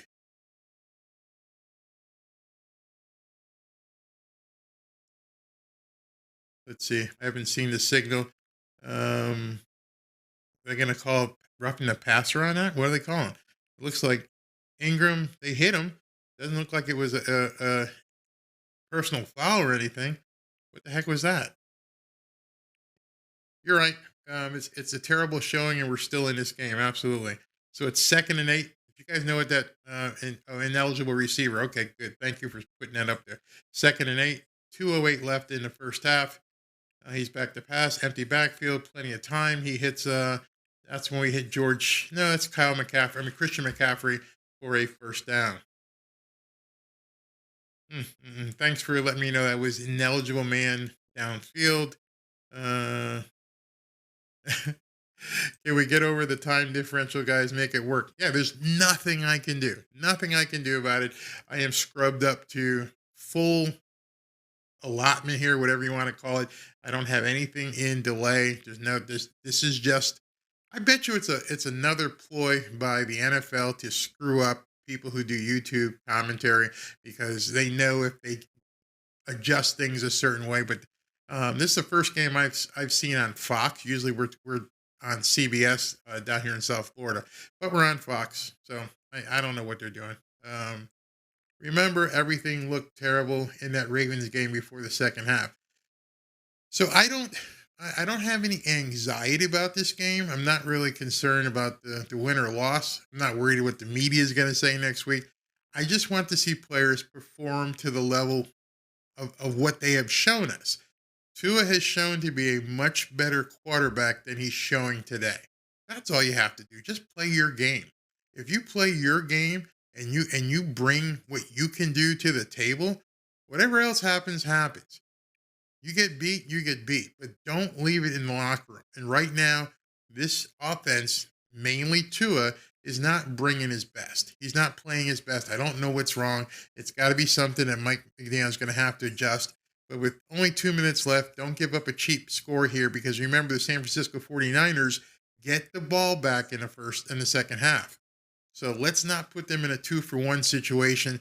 and let Mr. Irrelevant off the hook here. Yeah, I understand we don't want to see Tua get hurt, but at some point, guys, and I'm be the first to say this, we are not going to win and go deep into the playoffs if every single game we're going, oh God, we hope Tua doesn't get hurt. At some point, you got to play the game. And I would think Tua would feel the same way. I can't worry about getting hurt every single game. There are 32 teams. And right now, 30 other games are played except for the one that got played on Thursday night. Lamar Jackson went down today. And I don't know if you guys know that. Lamar Jackson didn't return. He got out. We just saw Jimmy G go out. Injuries are part of the game. If it happens, it happens. You deal with it. But you can't play every game wondering if you're going to get hurt. Think about NASCAR. These cars are whipping around the track at 200 miles per hour. Can you imagine if every time you went out for a race, you're like, I wonder if I'm going to get in an accident? Can't play like that. All right, 1st and 10. 2 minutes, 122. Yeah, I can see the difference at 122 on my scoreboard. So I am way behind, not sure why. I'm looking at the ESPN scoreboard, and it's got it at 122.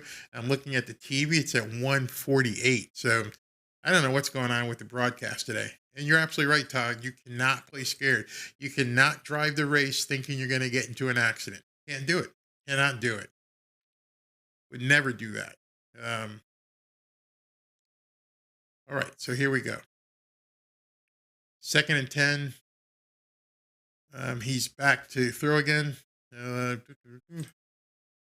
Good pressure.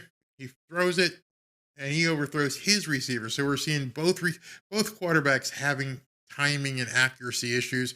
They have to run the ball. Both running backs are fast and smart. Yeah, I don't know why they just don't knuckle down and run the damn ball. Get through this game. Win it. Run the ball. Ron's gone. He's not playing today. He's not even there. I mean, not even dressed. He's inactive. Get out there and get after it. All right, so it's 3rd and 10. You're right. I hope Tua doesn't play like this in the playoffs, but we got to get there first. All right, here's a snap. Oh, ooh, what a horrible. Did he catch that? Oh, my God.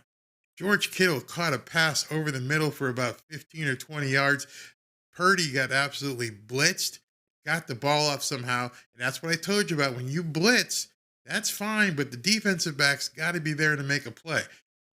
Came right in, untouched. Number 15, Jalen Phillips, came right in, untouched, knocked him down, and George Kittle was wide open. Wide open. And Darren Lee says, does Jalen Phillips not know how to block a pass? Well, we've seen him block some stuff. But he did his job. I don't have any problem with what Jalen Phillips just did. I have a problem with the defensive backs not being back there and covering. Yeah, how do you not cover? You have to know in football that the first 2 release valves on a blitz are going to be the tight end or the running back. It's going to happen. And how do you leave the tight end, especially somebody like George Kittle, wide the F open, completely wide open? Okay. Mark Fernandez, where's that? Mark Fernandez says, you Finn fans have been spoiled. The moment it starts to have a bad game, it's, oh my God. Nobody's saying, oh my God. We're calling it like we see it. I think you guys hope that we feel spoiled and hope that we cave. Get out of here. All right, 1st and 10. Here's a snap. Good pressure again. He throws it underneath, incomplete. So he's not doing well with the blitz at all. I don't understand why people think that we're like, oh my God. Ain't nobody, oh my God. You got a whole half of football to go. Man, what nuts are out there?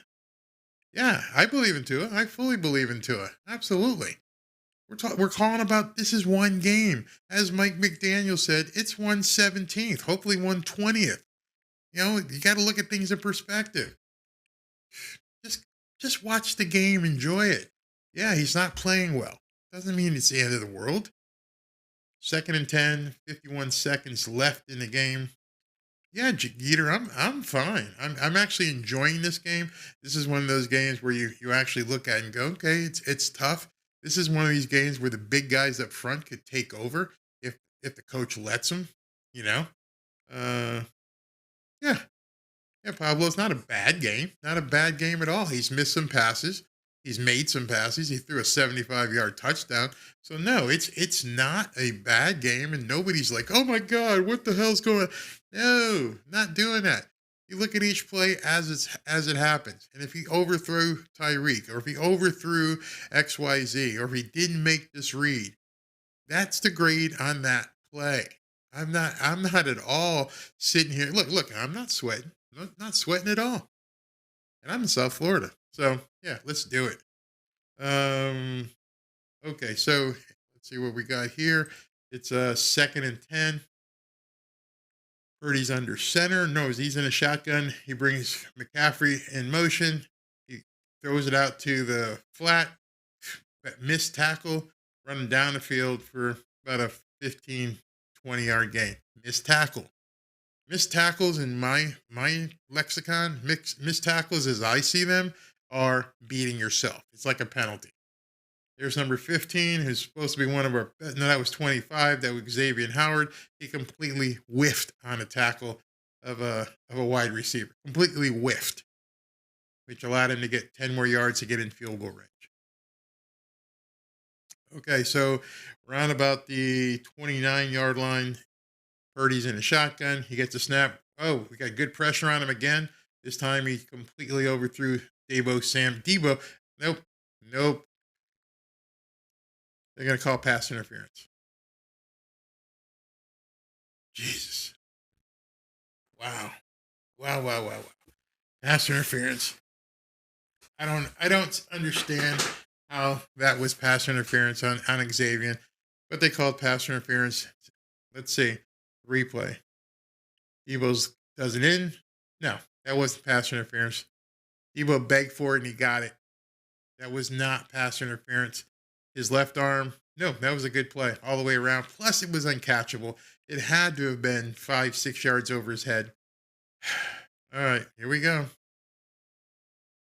I'm at 12 seconds left, and I show the ball on the 20-yard line. He just threw the ball.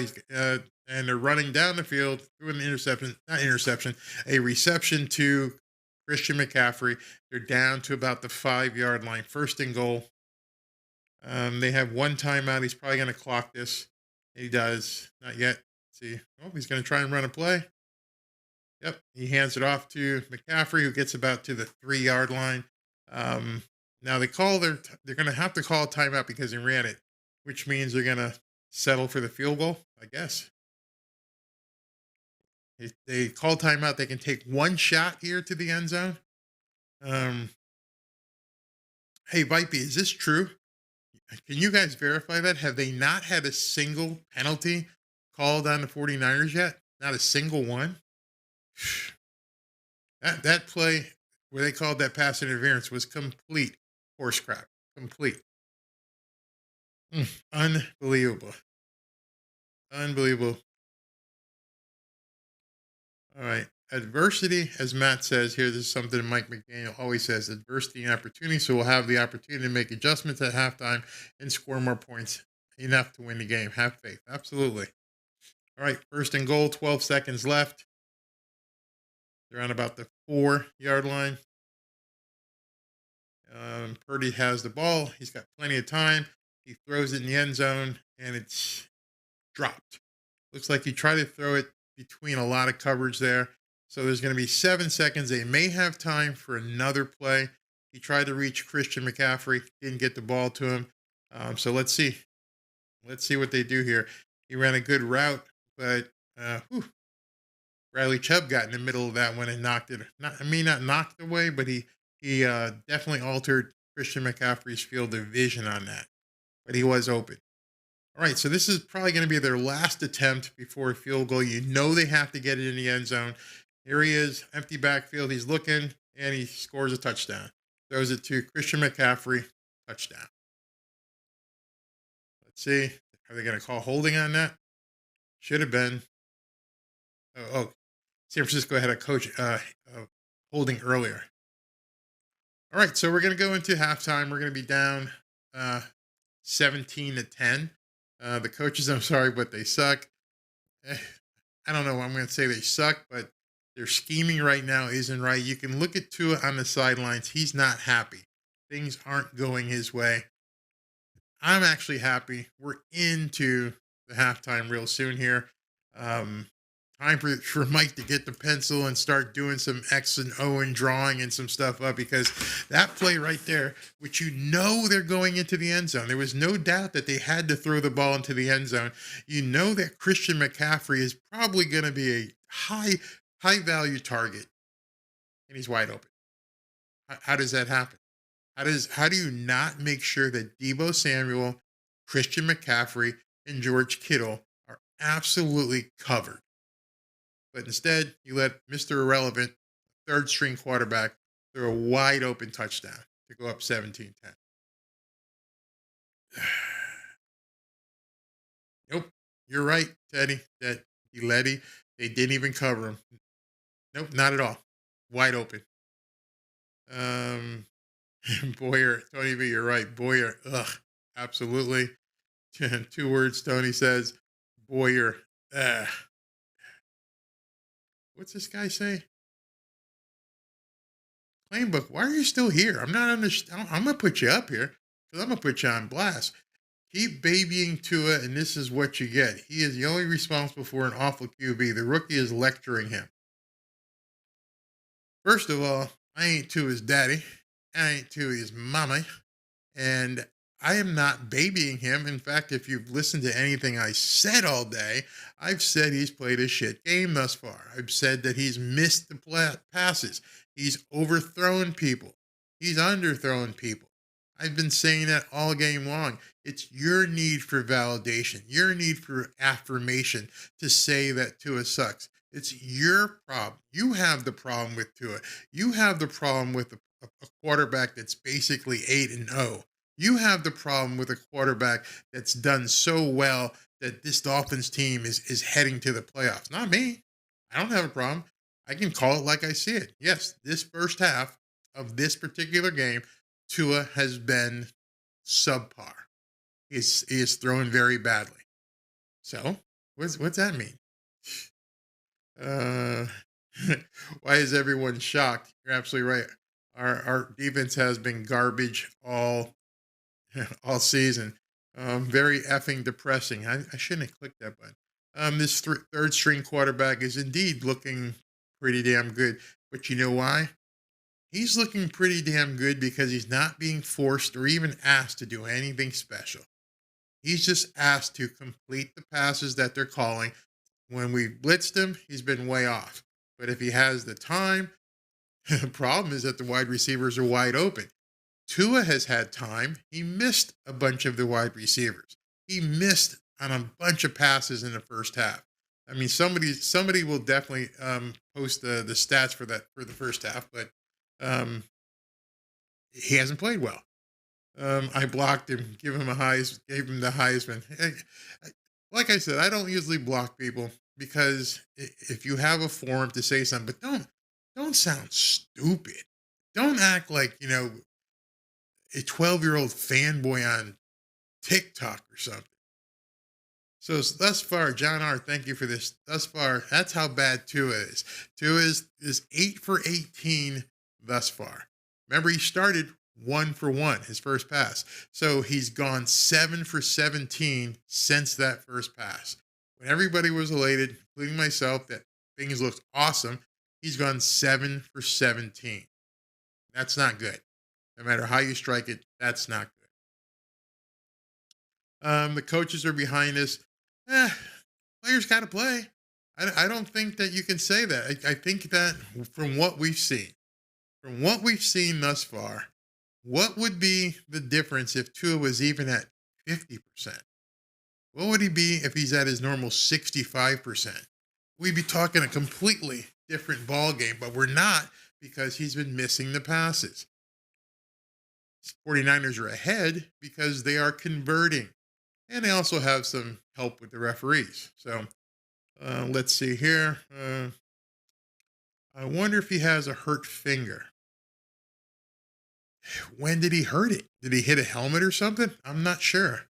John, I don't think there's a single person that's giving up on this game. But we got to stop them as they get the opening kick. Let's see. They're showing a highlight of the Bengals playing against Kansas City, and they're up 14-10 over Kansas City right now.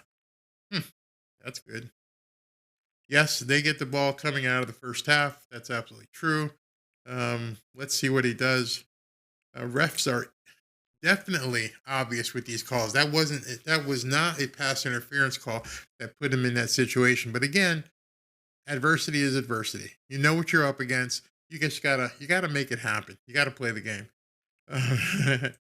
Tua needs to do some meditation. Yeah, maybe that would work. If he's not hurt, if Tua is not hurt, I think he will be able to bounce back. I think they've got to make adjustments. And I really, really think, let me adjust my back pillow here. I really think that the issue is they schemed the game, and that scheme that they had threw his timing off. I'm just going to call it that. When you're so worried about him getting sacked, and you're so worried about Bosa, and you say, listen, we're going to do quick RPOs, we're going to throw very quickly, and you drill in his head all week long, you're going to throw quickly, you're going to throw quickly, you're going to throw quickly, and he's not ready to throw when you want him to throw. And that's, you're sailing it past guys, you're not as accurate because you're having to do things that you don't normally do. The San Francisco defense is into his head, not at this level. He's a professional. I mean, he's played against some of the best teams in the country, both in college and pros. You're not going to get in his head. That's not it. It's timing. I bet if they do a press conference, if they even say anything about it, they're going to say he was rushed. This wasn't what he wanted to do. This isn't how he had game planned it out. They changed it on him because of the offensive line. Bet you that's going to be what it is. You put Flores in charge of this defense, we would be number one in the freaking NFL. I hate to say it. You put Flores back on the Miami Dolphins sideline, and you destroy your chemistry. You destroy the chemistry of your team. So if you lose this one game, to me, it's better than putting someone as toxic as Brian Flores on the sidelines. I agree, Barry. Tua needs to take the foot off the gas a little. Just relax. Play football. Play football. That's all you have to do. You've got the skills. You've got the tools. Play football. Just get out there. Have some fun. Do what you do. Do what you do, man. Don't. I think they tinkered a little bit with the golden goose here. I think they just messed things up a little bit preparing for this game. And now you're seeing him miss passes that for the entire season we have seen him complete without an issue. I mean, just a little bit. When you're seeing, it's not like he can't make the throw. He's making the throws. He's overthrowing. He's underthrowing. Those are timing. That's footwork. Something happened with how they game plan this out. And if I was Mike McDaniel, I would say, hey, let's just do what we do. You're going to need to block Bosa. If they move him around, just look where he is. Find out where he's going to be. Call him out. Do the Omaha thing. Omaha. That guy right there. Make sure you know where he is and call him out. And then play your game. Richard Hampton says, something does not smell so rosy when you put it to your nose and it doesn't pass the Tua test. Has not been Tua. No, so what if he's not hurt, which nobody has intimated that he is? There's been no report of him hitting his hand. There's nothing there. There's nothing. No one has said he's got diarrhea, had food poisoning. If nothing has changed, if the only thing that has changed with Tua is the planning of the game, if that's the only thing that changed, it's very simple for a coach to look at. If you say, is he hurt? No. Is he sick? No. What did we change? Because whatever we changed in the recipe, we screwed up the final product. Maybe we put too much salt in. Maybe we put too much sugar in. Whatever it is, we just screwed up the recipe. So at halftime, what you need to do is go back and go, let's fix this friggin' recipe. We already know what works. We don't have any doubt. I think every one of you watching, you know what works. So just go back to what works. And you're saying, well, Barry, I don't have the right frying pan, i.e. Teron Armstead. Well, do best you can with a different frying pan, but don't frig up the recipe. You don't change and burn the entire recipe because you don't have the right pan. You find a pan that works. You find a way to cook that meal, that recipe with what you have. So right now, like I said before the game started, fix it. Put 2 linemen out there. These guys are getting so wide open. Let him have the time. If you have to put a extra tight end, if you have to put another guard in or another tackle, do it. Just block and let him through. I don't know. I think you're hungry. No, I had lunch before the game started. I had some good shrimp casserole. It was awesome. Yeah, John. Yeah, it's pretty simple. Unless he's sick, unless he's hurt, if you take those 2 things off the table, then what you screwed up is the recipe. You screwed up the game plan, and he's not prepared for it. He's such a technical thrower. He's not the Justin Herbert thing, like we said. There's no harm. There's nothing wrong with saying, yeah, I can't sling the ball 80 yards. I don't have to. He's not Josh Allen. I'm not going to run for 25 or 30 yards. Nope, don't have to. Just do what you do. And if you do what you do, you're going to succeed because we've already seen it. I don't understand what people are concerned about. This is on Mike McDaniel. The running game, not getting any yards. You're not doing what you do. So something happened. You tinkered with something. Trust me, you can see it. Yes, Pablo, all year long, they've been a second half team. And this is one of those things where they have to come out and go, hey, man, let's just play the game. Sorry, we're just going to do what we do and take these guys out. Now, defensively, y'all need to do something. Boyer, this happens every single game. You're not going to go deep into playoffs with this kind of defensive play, especially against a third stringer. Wesley says, Wes, it's his timing. He throws to where the receiver is supposed to be. His timing is off. That's all. That's it. I'm not an NFL coach.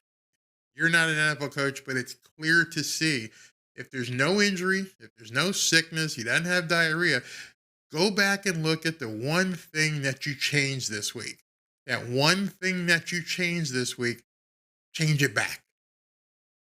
Get all the guys in the room and go, hey guys, okay, so we're going to run a regular offense and we're going to do this, this, and this, and you guys better block it. And if you don't do it, go down, fall, whatever you need to do, slide. But we're going to play a regular offense. It's pretty simple to me. All right, so defense had to step up here and come on. Yeah, they have to. They got to make a quick stop. Is Wilson hurt? Good question. He's been missing in action as well, but I'm pretty sure the reason being is no one's blocking. I'm not a coach, but I play one on TV. Absolutely. Jerry Moore says, Tua's having a Snickers, a Red Bull, and a Xanax and coming out on fire. Just watch. I hope so. Tua has been changing diapers at midnight. He will be fine. I hope so, because you know what's right behind this? You're going to be out on the road for a number of weeks right now. You've got this game, then you've got Los Angeles Chargers. I still call them San Diego. Then after that, you go into Buffalo. So you ain't seen that little baby for a little while. So get your head straight right now, even if you're missing them. Hi, Barry. Do you see any of the new signings on the offensive line active and or playing? They're all active because they would be on the inactive list. So maybe what you do is do some refrigerator Perry stuff and bring one of those guys in just to follow up in case Bosa comes through. They're there. Maybe the Broncos will trade for Purdy. Broncos, they're in I don't even know if they got any picks left after what they did. Boyer won't live this down if he loses to a third string, no-name quarterback. So it looks like we're getting ready to come back, and Purdy's coming back in. So I guess Jimmy G is done. So yeah, I can't hear because I can't turn up the TV too much, so YouTube will give me a ding. But Jimmy G's not coming back. Trey Lance is on injured reserve. We are playing the third string quarterback. If Boyer doesn't game up something, bring the heat, make sure the D-backs can cover. I mean, wow. Wow, what? Really? 600 concurrent listeners? Let's manifest this win now. Thank you, sir. Let's do that. Where's our run game, Rubo says? Our run game is only as good as the guys up front that are blocking. So now you're seeing so much value of Teron Armstead that we can't even get the running game going. Whew, that's pretty sad. They're showing Nick Bosa on the field. I don't ever want us to lose, but I would rather lose this one and win the rest than the other way around. Don't throw it in yet, man. We got plenty of time. Plenty of time. I no reason to freak out. Reason for concern, but no reason to freak out. I don't think anyone expected this team to go the rest of the way without a loss. So who knows? So anyway, they're showing Tua on the sidelines. He's 8 for 18, as you guys know, with 162 yards and 1 touchdown, with 75 of those yards coming on 1 play. So here we go. Jason Sanders is kicking the ball off. Good luck, everybody. Have faith. You're absolutely right. One down by 1 TD. We're 1 play away from getting this game tied up. 1 play away from seeing Tua get back on his feet here. I'm not sure if we won't know until we see the offense come back on whether Jalen Waddle is okay. I think Tua is going to play better this second half if Mike made the adjustments. But before that, forget Tua right now. Forget Tua throwing badly and everything else. This defense has to play right here because Kyle Shanahan made his own adjustments. So he's got Purdy under center. If I were him, I'd begin, do some play action stuff. Don't make it too hard for this kid. He pitches it out to the left side for Christian McCaffrey. He goes for about 2 or 3 yards. Not much. Keep it easy for him. Hey, you tell your young quarterback, hey, you're okay. You're ahead right now. Don't worry about this. Just don't do anything stupid. Don't throw another pick. They're talking about Jimmy G now. I'm not sure. He may have a broken ankle, which would really suck for him. All right, 2nd and 9. McCaffrey got 1 yard on that pitch. So Purdy is now in a shotgun. He's got McCaffrey to his left. And McCaffrey's now to his right. He motioned him off. Now they're changing the play. So Shanahan did make some adjustments. He's back to pass. And wide open was the fullback for about 5 or 6 yards. So it's going to be 3rd and 5. Let's see what happens. That was an easy pitch and catch for him. He audibled out to it. He saw that they were coming with a blitz. He knew he had to get rid of the ball. He threw it out to the flat, and the fullback got it. Mr. Buttflakes, what's going on? Mr. Buttflakes has said Jimmy G is out for at least this game. All right, 3rd and 5, big play for the Dolphins. See if they can get him off the field right here. Come on, we're bringing heat. He throws it wide open in the middle. I mean, wide open in the middle for a 1st down. So they brought the blitz, as many of you guys have said. This kid has got some pocket presence. He just threw the ball. His target was wide open in the middle of the field, so that makes it a little bit easier. But the Dolphins are getting no kind of defensive pressure from the D-backs. I mean, wide open. All right, here we go. So now he's probably going to run for a couple plays, take some time off the clock, see if he can catch the Dolphins napping. Motion, inside handoff, play action, just about sacked. Now he's fading way back. He throws the ball up in the air. He got tipped, almost intercepted by a defensive lineman. See what happens when they get in there? When they get in there, they're going to wreak some havoc on this guy. And Purdy isn't looking Purdy at all. I mean, this is something that Shanahan's going to tell him right there. Bradley Chubb's in your face. Put that in, throw it to a cheerleader. Find the prettiest one you can find on the sideline. And if that happens again, you throw her a Christmas present. Just toss that damn ball. Can you imagine if this kid went down? What are they going to do? Who's going to play quarterback? So Shanahan's going to tell him, just get rid of the ball. All right, 2nd and 10. That play went nowhere. He's in shotgun again. Inside handoff to McCaffrey for about 4 or 5. So it's going to be 3rd and 6 or so. You see the game plan they're running here? On 1st and 2nd, taking a little bit of shot, see what they can find. Nothing that's going to put this kid in a bad situation. Now it's 3rd and 7. He has to throw. What does Shanahan do here? He's going to look for something in the slot. He's going to look for a tight end or somebody coming in a crossing pattern. He's not going to have the time to throw it deep. Let's see what happens. He's probably going to be in a shotgun. Yes, he is. 3rd and 6, they adjusted it. And here we go. Here's a snap. Good pressure. Good pressure. He's ran right into the arms of Ingram.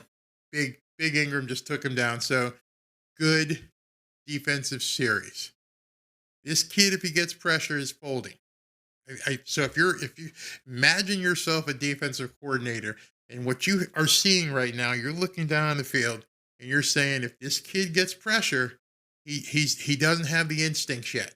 He hasn't had that. He hasn't had to see that in practice. So because he had to see that in practice, he doesn't know where the defense is coming from. And he's made some bad decisions, flipping the ball up in the air. And then here he turned right into Ingram. So off the field. Good. Yeah, Gerald, you're absolutely right. We need to feast on this young quarterback. This is an opportunity for the defense. So the punt, good punt, take us back to about the 23-yard line. We're going to go to commercial. Let's hit some comments here. John Ahar says that McDaniel told Tua on the sideline during the game, I effed up. I effed up on timeout. Okay.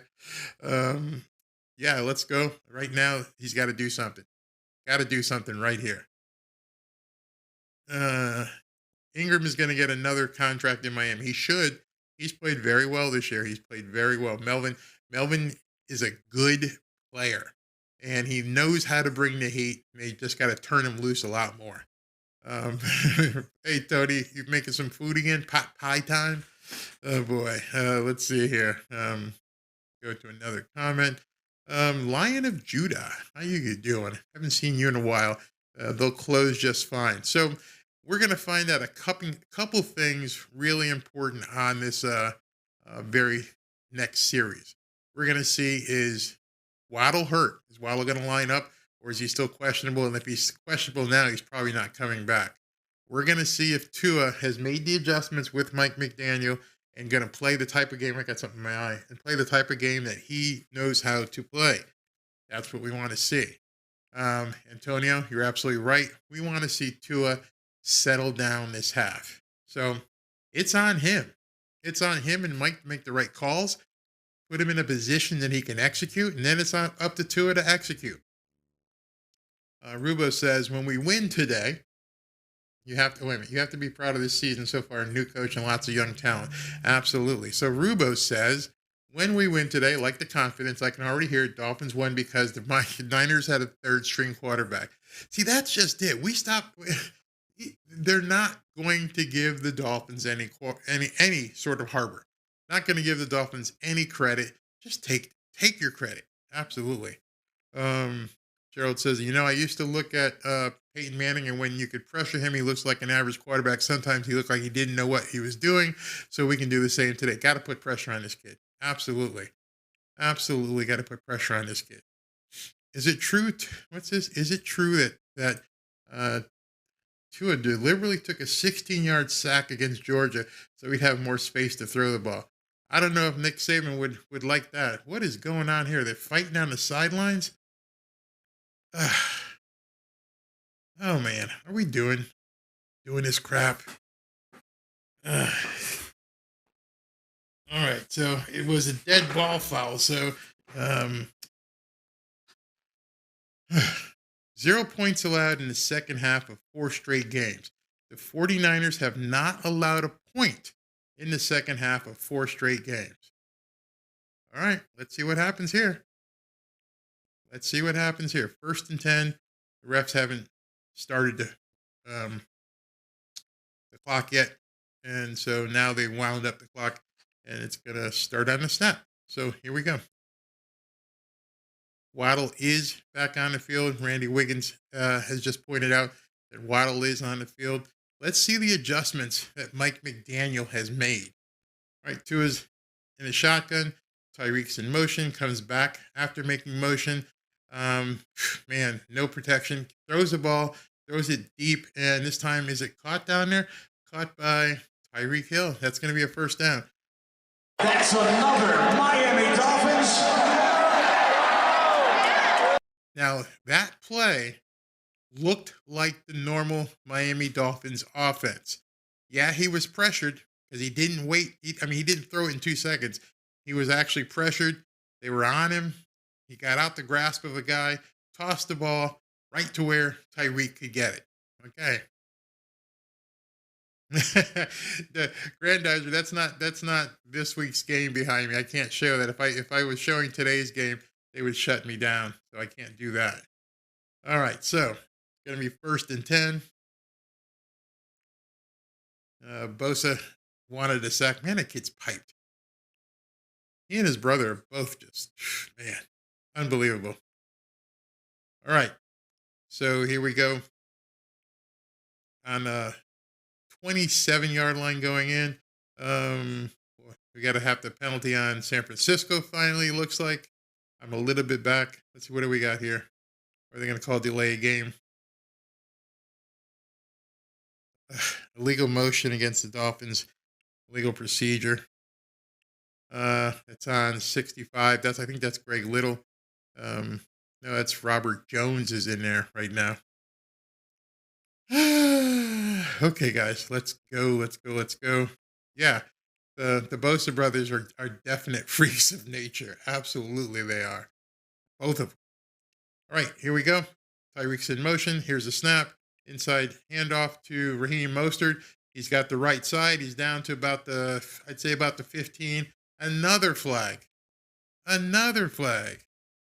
I'm watching on YouTube TV. They're going to call holding on us. Y'all know what to say, right? Y'all know what comes next after seeing that kind of shit.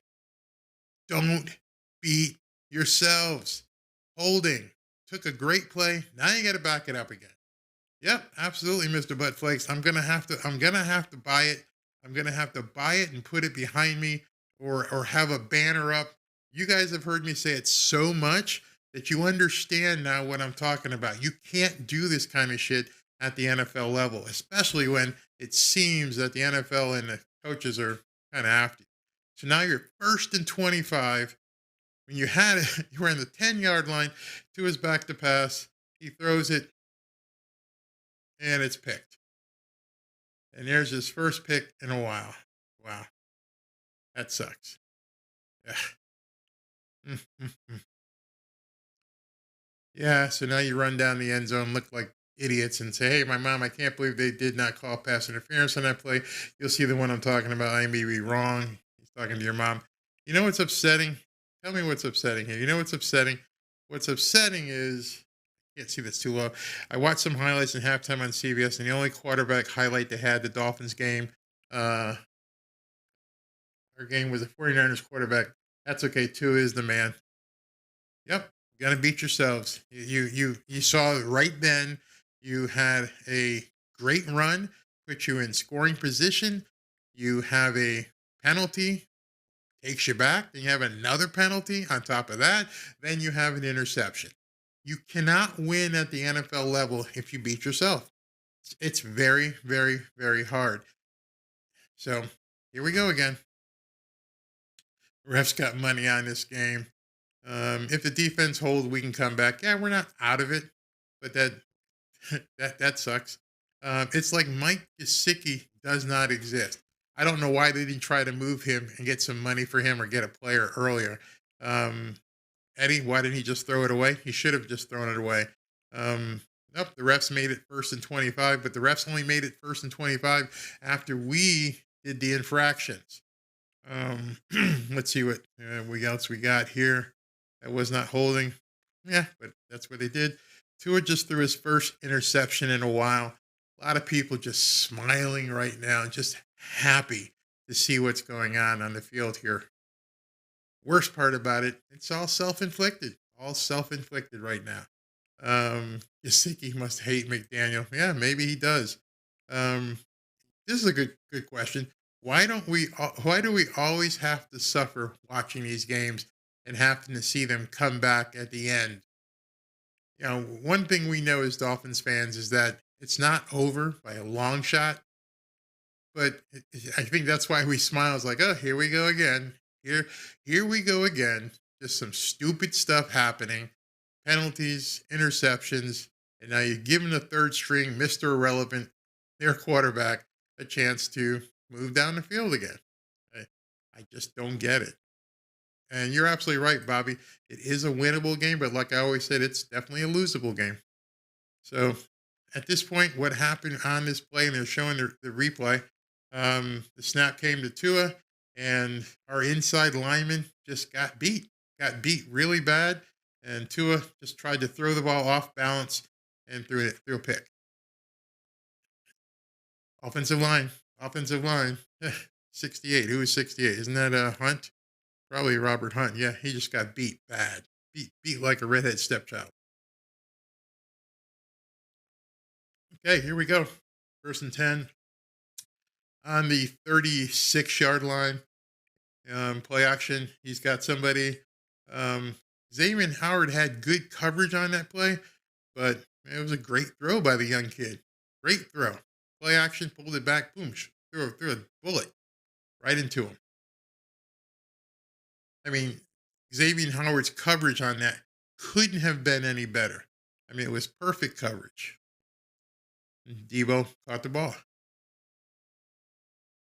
Do you know of any good blood pressure medicine that they can sell Dolphins fans? At this point, I think we should just roll a big fatty and say, hey, wait till the fourth quarter, see what happens. All right, Purdy's in a shotgun, play action. He's playing pitch and catch with his receivers right now. That was Deebo Samuel again. No, that was the other guy. For about 8 or 9 yards, just a quick slant. Boom, hit him. Something we should be doing. I mean, it's nothing fancy. Quick slant in, and our guys just aren't covering. Yeah, Jimbo, 420, buddy. I got you. Brock Purdy, 16 for 24, 155, 2 TDs, 1 interception off the bench. He's under center right now. Mr. Relevant hands it off to, I think that's Kyle McCaffrey for a first down. Nope, to that fullback for a first down. I don't know how to say the guy's name. Reese's Pieces, you think this game is over? Nah, not yet. Plenty of time. The Dolphins got to get their shit together. They're just not playing well. And dare I need to say it, what happened with the overprotected? This too is being, this guy's in here spamming again. Dude, whatever. Yeah, Shanahan, is the teacher. He's knows everything at this point that McDaniel's going to do. All right, 1st and 3rd and 1. He's back to pass. Plenty of time. Now he's getting chased out of the pocket. He throws the ball for about a 15-yard gain to Deebo Samuel. First down. This kid is playing very, very well. I can be honest. I like his composure. I like his style. I like the way he's finding his receivers who happen to be wide the fuck open. He's running at 4.7 speed, just fast enough to elude defenders, and first down. So he's doing very well. I will say that. This kid is doing very well. He's not losing the game. 1st and 10. He's under center. Ball's at about the 34-yard line. And this is one of those things right now that shows his inexperience. He had to burn a timeout because he wasn't sure of the coverage, wasn't sure of the alignment, which I'm sure Shanahan's going to say, I'm okay with that. Don't lose the game. Very simple. Just don't lose the game. You're going to be okay. Absolutely. They need to go back to pressuring Purdy. Yeah, they absolutely need to pressure him, but the defensive backs have to absolutely step up. Watching ESPN, and they said 49ers gave up least points in the second half, and we need to rack up points before half. Not only have they given up the least points in the second half, nobody has scored on the 49ers in the second half in the last 4 games. Not a single point have they given up in the second half in the last 4 games. So we will be a laughing stock tomorrow if we lose this game. Yeah, but it only lasts a week until we got to face the Chargers. So here we go. Rookie has got a 96.4 passer rating. He's under center. Good smart play to call timeout, 1st and 10. And he hands it off to number Mason. Mason goes for about 5 or 6 yards, possibly 7. So it's going to be 2nd and 3 or 4. So this isn't good defensively, isn't good offensively. They're not playing well whatsoever. When you see all the long faces on the sidelines, we're not supposed to win this one. The team looks flat as hell. That's another thing. They don't look pumped. They look flat. Something is going to have to happen. They are going to have to get a turnover or something, maybe a pick 6. Something has got to get this team pumped. Got to play. Here we go. They're on the 30-yard line. Inside handoff. They're going to stop him. So it's going to be 3rd and 3. 3rd and 3 maybe. So you know what's coming. They're not going to put this kid in any kind of situation where he has to be a superstar. They're going to throw it out to the flat. They're going to do a quick slant in. They're going to do something that's real easy for this kid to manage. They already know they're in field goal range. It's 3rd and 3. Just a quick slant, something out to a fullback, something out to a back, something where it's just really easy for him to do. Or they could just hand it off to Christian McCaffrey, but let's see what they do. All right, he's in a shotgun. Bad snap. He's getting pressured. He's fast enough to get away from it. And, ooh, what a tackle. What a tackle. Who did that? That's Javon Holland. So he did do that.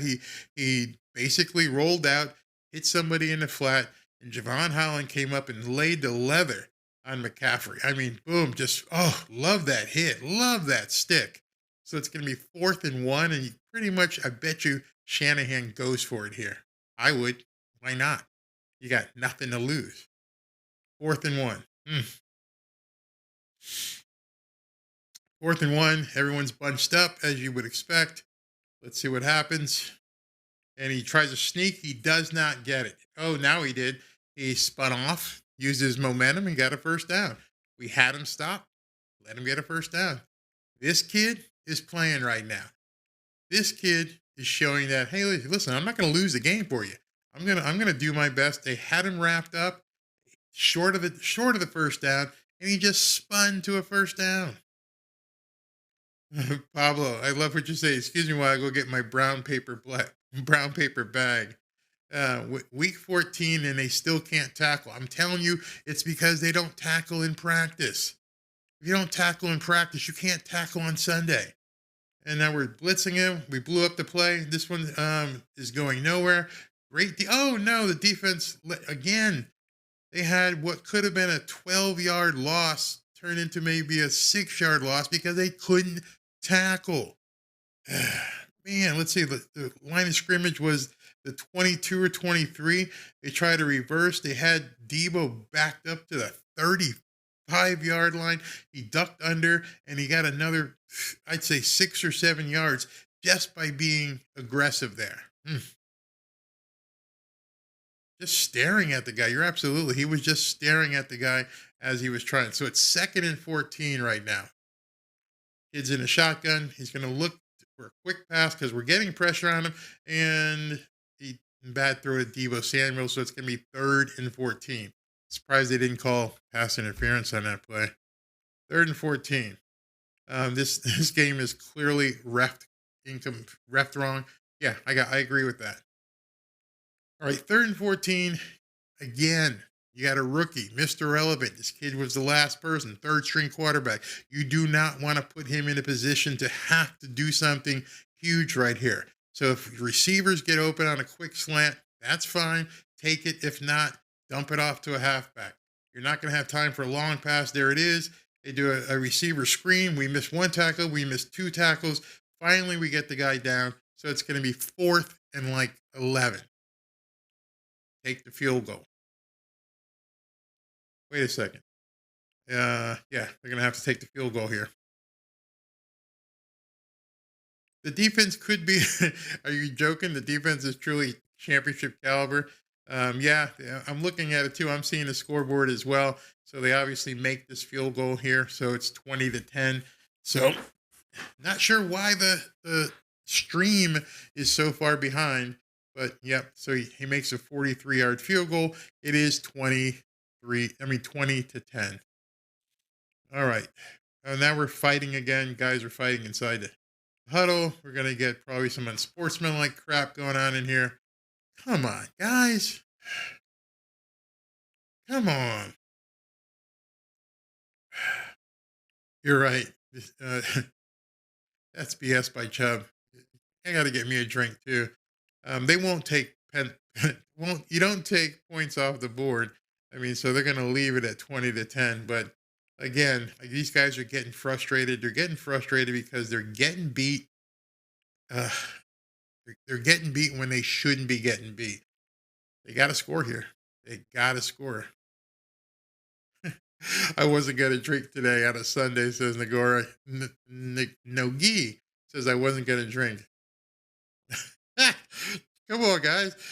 Now George says he's going to need a Quaalude if this keeps up. Maybe two. Quaalude. Don't give up, guys. Mr. Buttflakes says it's pretty bad if a guy named Mr. Buttflakes is telling you that you not just look like clowns, they're looking like the whole damn circus. That's said by Mr. Buttflakes, and he's not wrong. He's not wrong at all. Yeah, I could understand that's why Chubb is upset. He is being held all game long, and they're not at all calling it on him. This is ridiculous. I'm halfway down the bottle, says Hill 4472. This is pretty bad. That's what happened with Flores. I definitely need a drink. You guys are cracking me up. You ready to hit the bottle and hit the pills already for this game? Let's see. I'm walking to the bar and I'm gonna have a drink and hit some 420 for all of us. It's bad. It's bad that we sit here every Sunday and it seems like, other than the Texans game, which was fine in the first half, and then the second half we're going, oh my God, what the hell's going on? What's going on? And it just kept getting worse and worse and worse. They hate bad sushi on the airplane. Michelle says, looks like our defense needs to get off them. Somebody drug test them right now. Bad. All right. So understand, it's still 2:52 left in the third based on that clock. You're down 20-10. We know this team. Obviously, we know because we saw the first quarter. The first play of the game, boom, they're right back in it. So it only takes these guys one play to hit 6.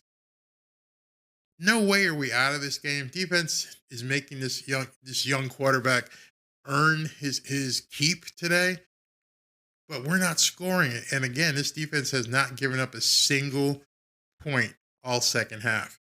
So if we're going to win it, we're going to have to do something right here, right now, right here. Let's see what happens. So they're going to kick the ball off. Maybe we can get a run back here. Maybe do something, spark this team and get the momentum back on our side. So did that go out of bounds? That might help. I think they might have kicked it out of bounds, which would give us the ball at the 35, but I can't see because they're showing about my cleats thing right now. Don't say that, Tom. Tua is killing us today. Yeah, something isn't right. Something definitely isn't right. I don't know what it is. Maybe you need to pull him and put Skylar in. It's just not there. If what you guys are saying, I don't want to announce it, but if what you guys are saying happens here, he's back to pass. He throws, and it's another pick. Yep, second pick. Yeah, this is bad. Tua, he almost looked like he didn't care about that. I know he does. I'm not at all saying that Tua doesn't care, but that pass looked so lame, it wasn't funny. Damn, Tua. He rolled out, he had plenty of time, and he completely missed Tyreek. The most accurate quarterback in the league completely missed Tyreek, who would have been open for about a 6 or 7 yard gain. I don't know. Guys, I'm at as much of a loss for words right now as you guys are. You're going to hear a lot of pontification over the next day or so, but at this point, if they get a field goal, they're going to be up 2 scores, basically. It's crazy. High all day, not even close. This kid's just going to pitch it back to the running back, and they stop him for... Nope, they didn't stop him. Oh, my God. They could have had him stop for a 1 yard gain. They didn't tackle. He ends up getting like 5 or 6. Unbelievable. Unbelievable. I mean, I'm looking at the players on the sideline. I don't know. I don't know what this is, guys. It's a bad quarterback play, but I'm not sure why. That's the thing. You know, it's not the weather. It's not the weather. Something is seriously wrong. You're absolutely right. This is not the Tua that has been playing all year long. The defense isn't beating him. That's the thing. You're gonna hear people talk all kinds. Oh, well, we got a turnover. Oh, they're gonna call it incomplete pass. Of course, you're gonna call it incomplete pass when the Dolphins get a turnover. You want to at least review that or something? Let's see. Here comes the pass. The pass is to Kyle McCaffrey. He has it. It's knocked out. I guess they're saying he didn't do a football move, but we'll see what happens. I'm not sure what's going on with Tua. It doesn't make a lot of sense, but you're going to hear if the Dolphins end up losing all week long about how he's not ready for prime time or whatever they're going to say about him. But like receivers were open. He just missed the throws. All right, 3rd and 5. Now we got another penalty. I think this one's going to be, let's see who it's, tell me it's not offsides. Oh, no, they had to take their second time out. So this is a good thing. If the Dolphins can mount some sort of comeback here, if San Francisco is using up all of their timeouts, they've got 1 left, and we're still in the 3rd quarter. Yes, Jimbo, I fully believe this game is winnable. Something's just not right and don't know what it is. I wouldn't give up on, at this point, we've seen these guys come back from, 20, 30 points down. So I'm not giving up, but at least when we came back against Baltimore, he was playing well. He's not playing well today. Something's up. All right, 3rd and 5. Player in motion. Purdy is in the shotgun. He inside handoff, big play action. Plenty of time for him to throw. He throws it underneath, and they stop him short. It's going to be about 4th and 3 from the 20. At this point, if I were Shanahan, I would take the 3 points, push it up to 23-20. I'm looking on the sidelines. I'm watching Tyreek and Mike McDaniel are both talking to Tua. And he just doesn't look like he's got it. I'm not sure what it is. Songs, I hope you're absolutely right. This is something that we've got to understand what's going on. I'm not really sure. Doesn't make any sense. But he's not playing well. And I guess I could stop saying it because he's talking to Teron Armstead right now.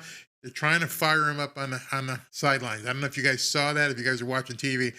Teron Armstead, Big T, came over to him, trying to fire him up and say, let's go. So whatever it is that's bothering him, whatever it is, he's putting the helmet on. He's getting back on the field. You're down basically 2 touchdowns. You got to score.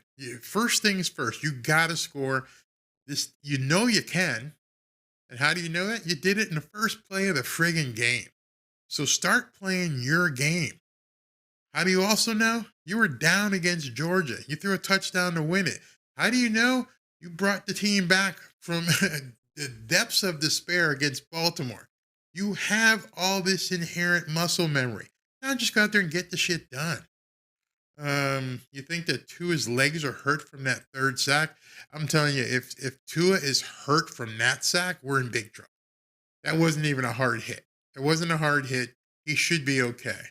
Yes, Tua, where's that? I'm getting binged here, so people are talking to me. Terry Ramones says, two off day today was going to happen. First pick, Wilson fell down. This will hit an opportunity. You need games like this to be better in the long run. Dolphins are right now 8-3. They lose tonight, they're going to be 8-4. That means there's still 5 games left. Get it fixed. But I'm not throwing in the towel right now on Tua. Not going to do it. Not going to do it because it's not like San Francisco is stopping them. San Francisco is not stopping the Dolphins. The Dolphins are stopping the Dolphins. Tua is stopping the Dolphins.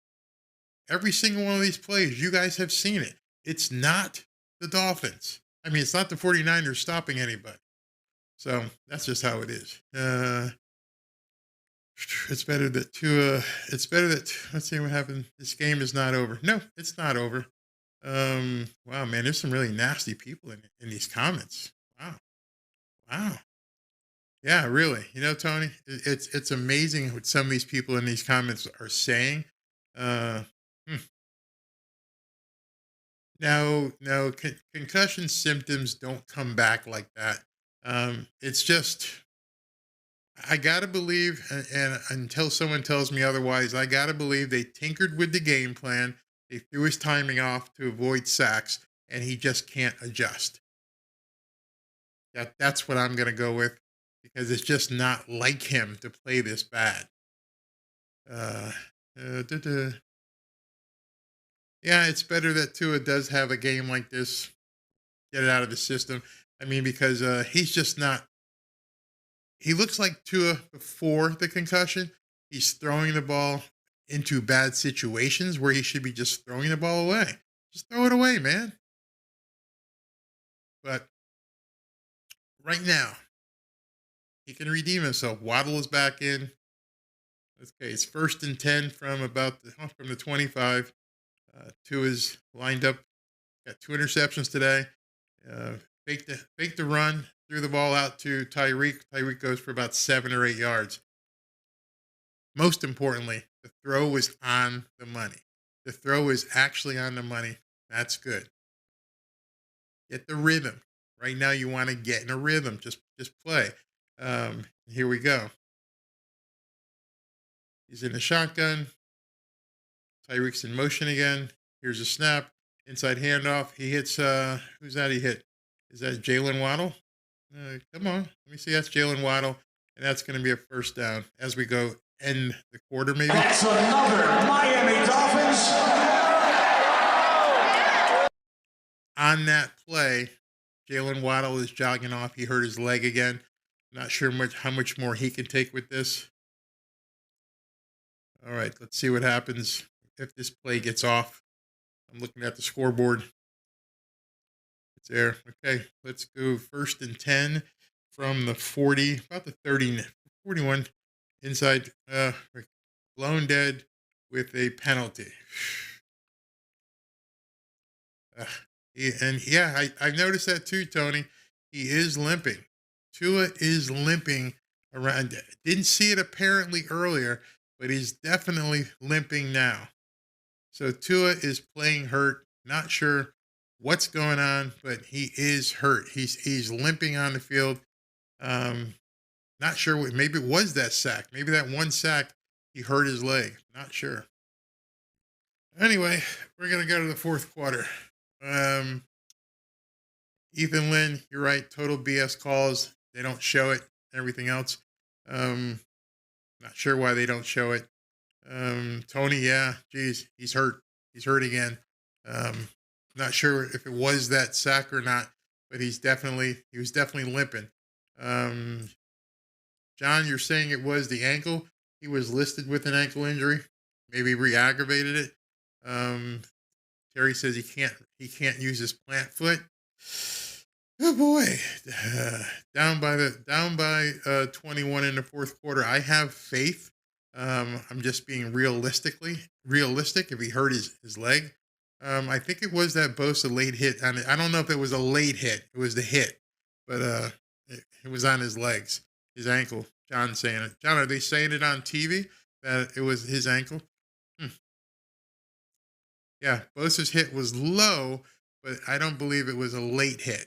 I hope Tua doesn't turn into a Mr. Glass. He's too good to be like that.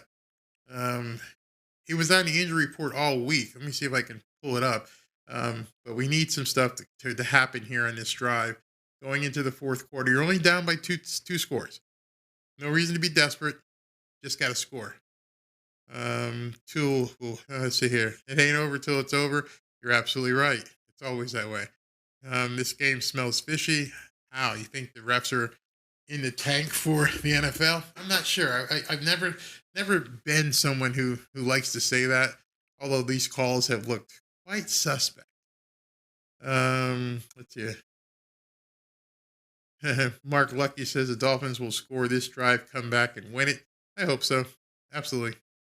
Okay, so what's this say? If we lose Tua again, we are effed. I think that goes without saying. If he goes down for an extended period of time, just like right now, who knows what's going to happen with the 49ers? Think about that. Think about that for a second. Purdy is their third string rookie. Trey Lance is already on injured reserve. Jimmy G, if he's out for an extended period of time, that means this kid's going to start. NFC West turns into a shootout at that point. All right, here we go. Back into the game. They're talking up Purdy on the sideline. Kid's 20 of 30. 20 of 30 for 171, 2 TDs, and 1 interception in mop-up. Not really mop-up. He had to step in. All right, here we go. Tua is on the field. Jeff Wilson is back in the game. 1st and 15 after another stupid penalty. Inside play action. He's looking deep. He plants and he throws and he hits, I believe that's Tyreek, for another 15 yards for a first down. That's another Miami Dolphins.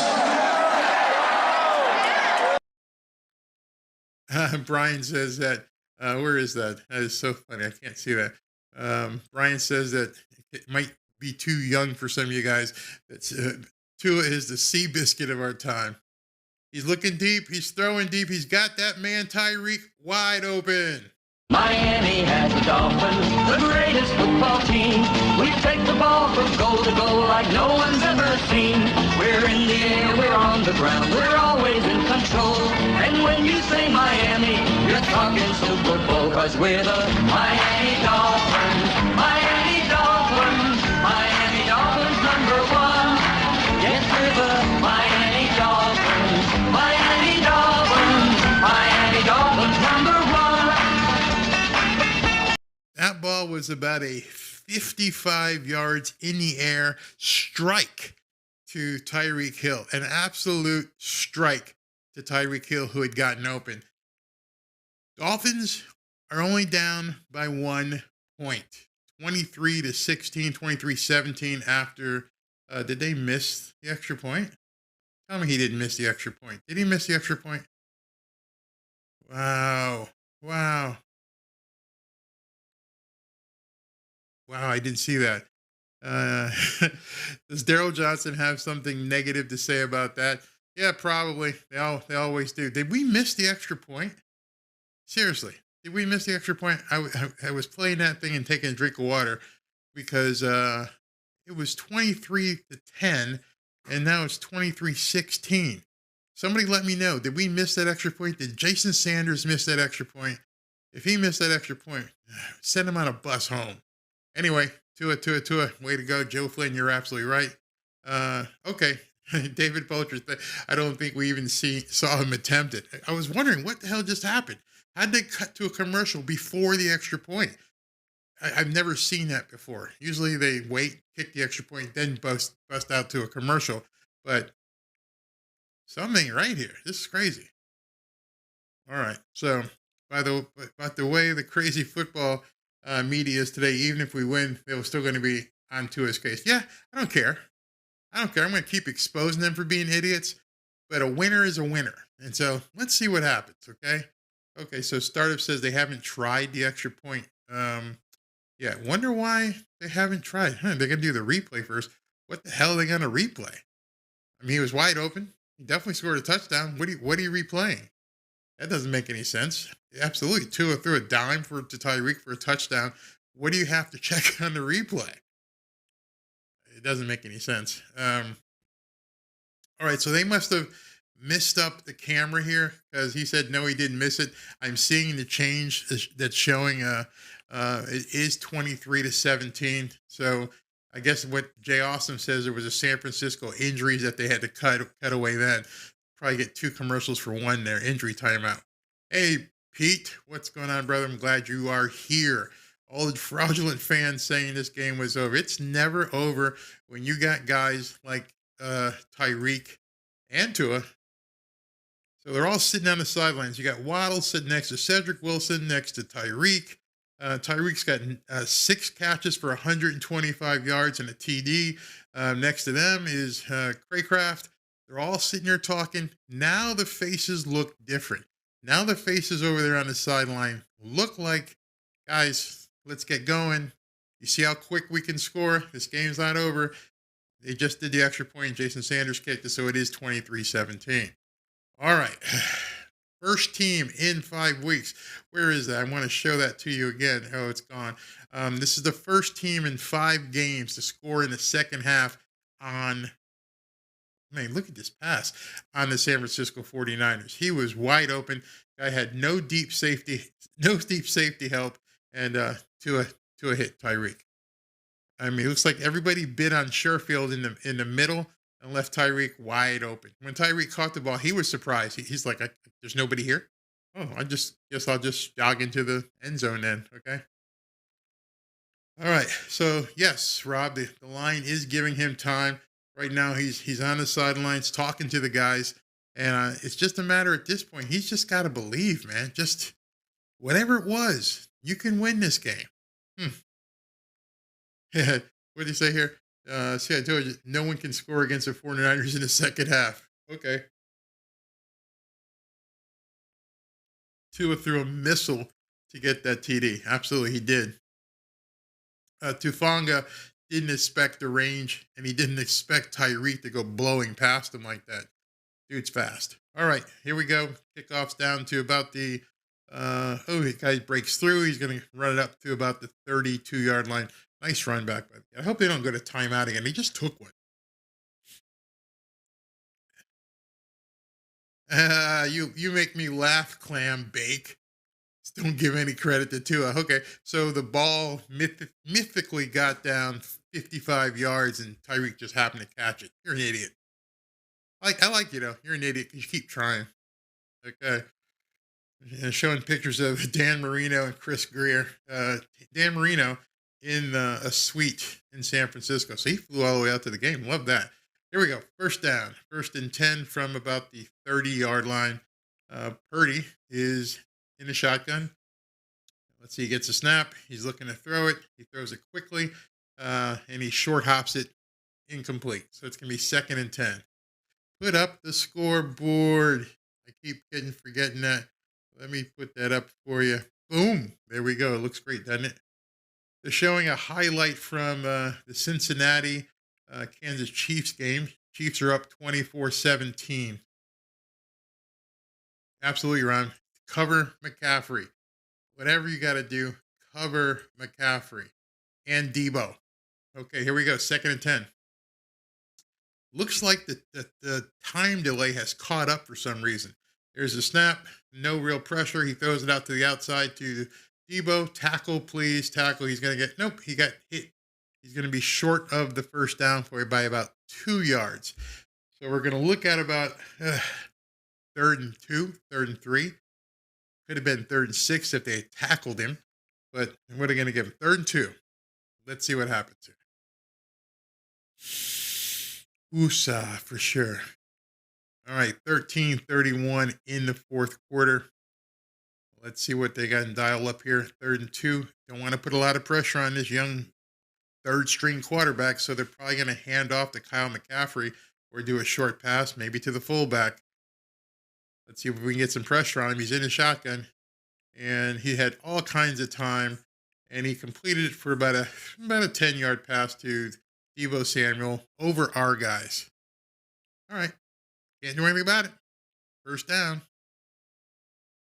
Yeah, Debo is he gets wide open, and this kid is getting him the pass, and he's catching it, not making it hard for him. Our guys are leaving gaps between a coverage. Debo's smart enough to find that gap, and this kid just throws it to him. All right, here we go. 1st and 10 from just over the 50. Purdy is under the center right now. He's going to hand it off to number 24, Mason. And nope, that's not going to go anywhere. Who is that? Not sure that name. That was Big Sealer. Zach Sealer just ate him up. So it's going to be 2nd and 9. Come on, defense. Come on. Justin Herbert is 15 for 29 for 181 yards, but all they're going to do is hate on Tua, and Herbert is playing against the Raiders. Yeah, exactly. This kid does throw a nice ball, this kid Purdy. So here we are, 2nd and 10. I guess I'm back behind again. And you're right. If he throws a ball out to the sides, yep, the backs are open on every single play.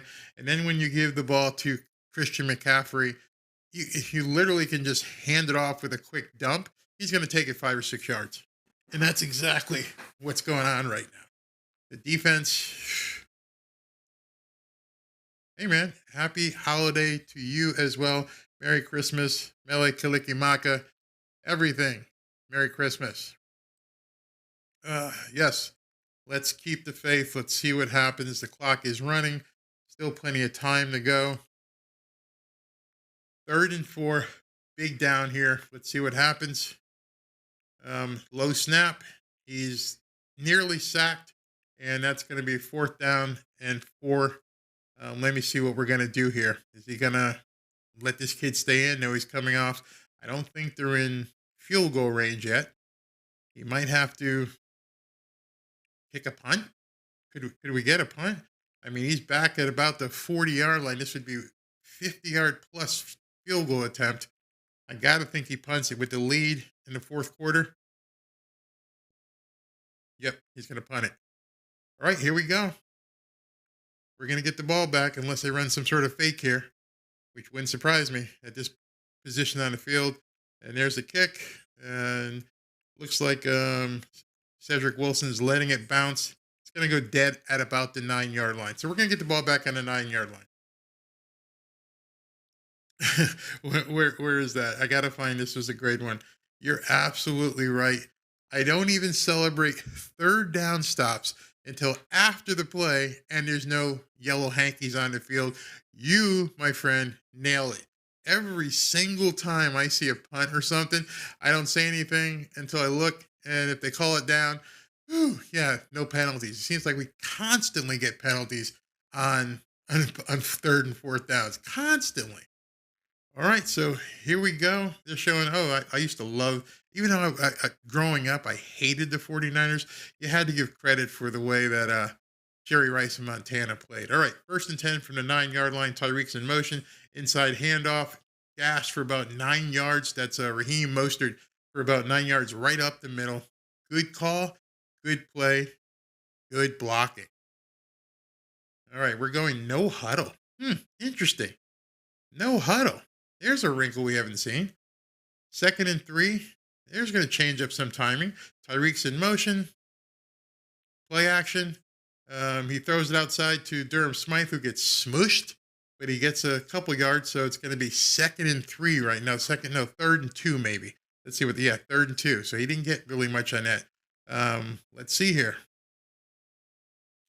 I think these are building confidence throws. Durham Smythe got really popped right there. Mike Gesicki has gone into the witness protection program right now. Don't know where the hell he's been. Guy's getting paid millions of dollars doing shit. Nothing. All right, so here we go. Tua's in a shotgun, 3rd and 1. A couple of you guys are ahead of us, obviously. Here comes a snap. He's back to throw. Lots of protection. He hits for about a 20-yard gain. That's another Miami Dolphins. That pass went to Sherfield. He was wide open, just like he's been all game. These receivers have been open all game, but now Tua is getting them the ball. That's the difference right now. All right, here we go. First up, they're going to review it and take it away from us probably. Jeez. We can't catch a break. Dolphins want to go no huddle. They want to move fast. Let's see. Are they going to call this back? Let me see. Where's he catch it? I didn't see him drop it. Yeah, he's on the ground. He's down. That should be. Wait a second.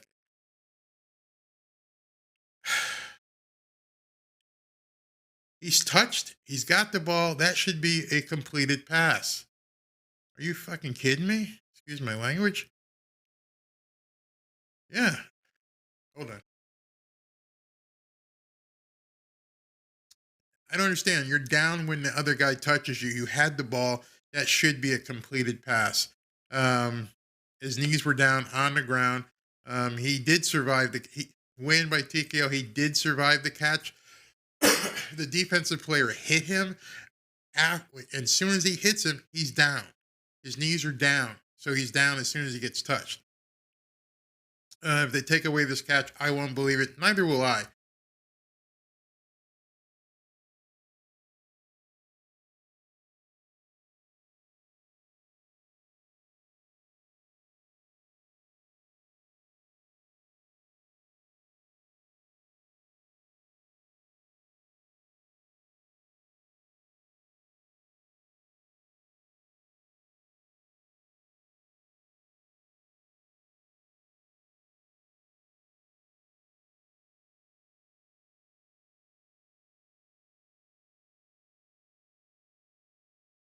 Okay, so some of you guys are ahead. Don't tell me I want to see this game. Don't want to hedge this on officiating. Nope, you definitely don't want to put the refs in a position where they're going to dictate how this game goes.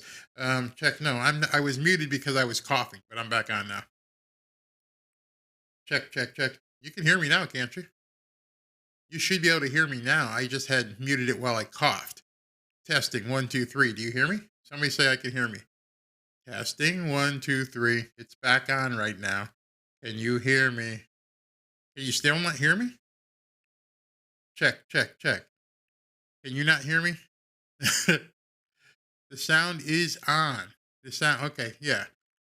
I coughed, so I hit the mute button while I coughed, so I didn't cough in your ear. That wouldn't be cool. See, if I hit that button, the microphone will go off. That's just me being nice, so you don't hear me hack in your ear. I could leave it on. Go, is that better? See, you don't like that. Yes, if Waddle makes a touchdown, he makes a touchdown. I will do I may stand up and do the Waddle. I may have hit it for a while because I had a little bit of a coughing fit. Yeah, but he was down, man. All right, let's go, man.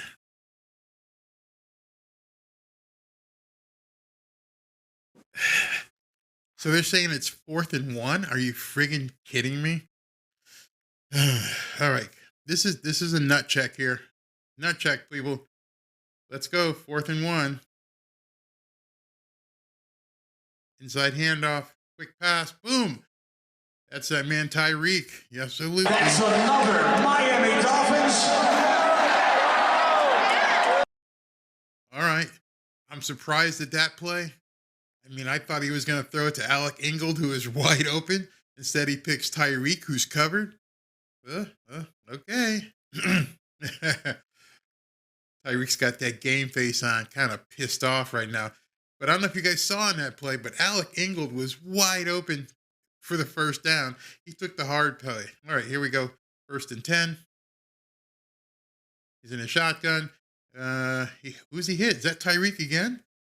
No, this time it goes to Craycraft for another first down. That's another Miami Dolphins. Yeah, one thing we know for certain, Cameron, is that Mike's got him. He's got the wheelbarrow. He's got it for sure. 8:43. It looks like he's decided he's going for the win right now. So let's see what happens. No face mask on Hill either. You're exactly right. All right, here we go. From the 40-yard line, 38 or so, 1st and 10. Tua's got a look of confidence on his face right now There's a snap, inside handoff, wide receiver screen to Tyreek for about, I'd say, 9 yards. So it's going to be 2nd and 1. Nice call, nice play, nice timing. That looked really good. 2nd and 1 from, let's see. Let me see. I got to see if Mr. Buttflakes threw us a stat here. Dolphins 8 penalties for 68 yards. Niners 3 penalties for 35 yards. That's a crock. That's definitely a crock.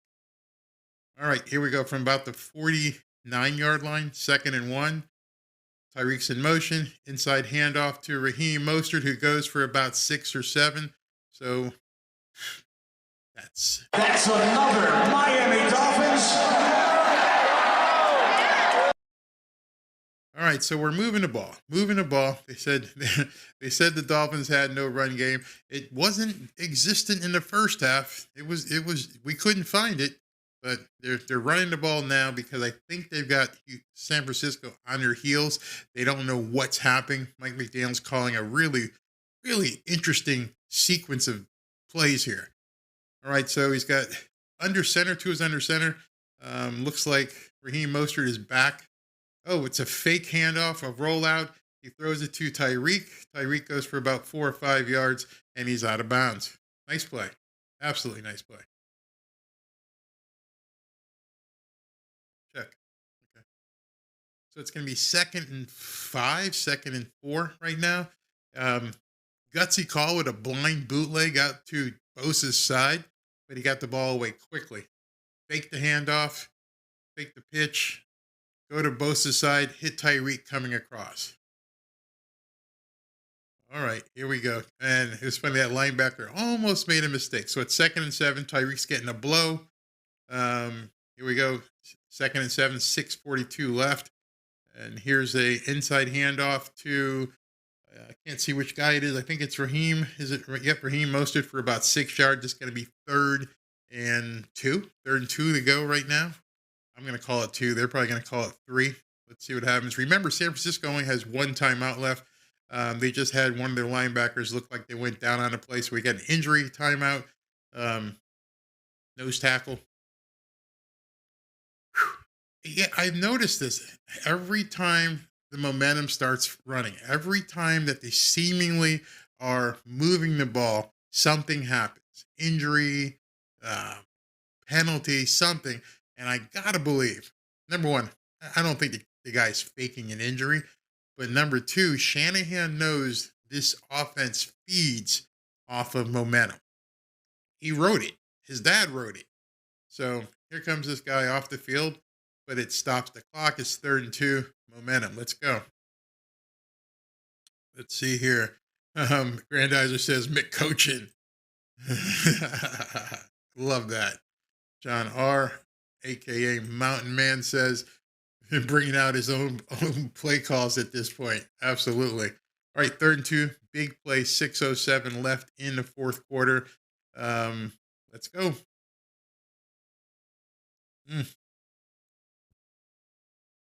Let's see. I think it's some of you guys are ahead of me, so I'm not going to tell you what some of these guys are saying in the chat. But let's see what happens here on this play. The snap. He's looking for someone open. He throws. It gets knocked down, so it's going to be 4th and 2. I love what Sharda says here. Do 3 woosahs, like Catholic penalty. Do 3 woosahs and call me in the morning on this thing. Absolutely. Yeah, there it is. Call me. Do 3 woosahs. Woosah. Woosah. Okay, 4th and 2. 4th and 2 for you, some of you guys that are on this timeline. And here comes Mike McDaniel with the wheelbarrow on 4th and 2. 6 minutes left in the game. Let's see what he dials up. To his back to pass. He throws it to, wow, 1st down. That's another Miami Dolphins. Mike Gesicki shows up. Mike Gesicki with the 1st down catch. Runs up about 4-yard out pass against the linebacker. It should have been also called interference. There's a problem right there. If you guys saw that play, this guy, if I paused it, boom, right there. He hits Mike Gesicki before the ball gets there. No call. No call at all. No call. Whew. What? Now they're challenging it. Ugh. Are you kidding me? Let's see. He's got the ball. It's on his hip. He's got it. They're going to say he doesn't have control of it. Oh my God. Grandize, are they really going to call you ahead of me? Are they going to call this a challenge flag? No catch. He took it to the ground, didn't he? I'm looking at it. It doesn't pop out. He still got it when he goes down. I'm looking real close. It's up there. He's controlling it. He's got it. He's got it trapped against his body. Coming down. Ah, shit. 49ers are going to get this ball. All right. So we got to go on defense. We go on defense. Let's see.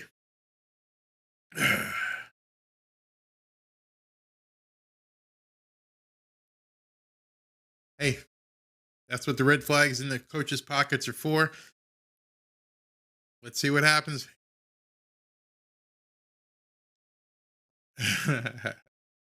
If we got to get the ball back, we got to get the ball back. Mike McDaniel looking pissed off right now. Gesicki's saying he trapped it on his helmet. Yeah, most quarterbacks in the NFL can make you look stupid. Yep, absolutely. Need another defensive stop here. We're gonna have to need another defensive stop. That's it. Is what it is. Tua is definitely limping. That's for sure. We've seen it over and over again. They're gonna call it incomplete. Some of you guys already saw it. It's incomplete. It's gonna be first down for the 49ers. 1st and 10. Dolphins have all 3 timeouts. Let's not freak out about that. All 3 timeouts. And there's basically 6 minutes left in the fourth. So with the 2-minute warning, Dolphins have 4 timeouts. Defense just has to make a stop.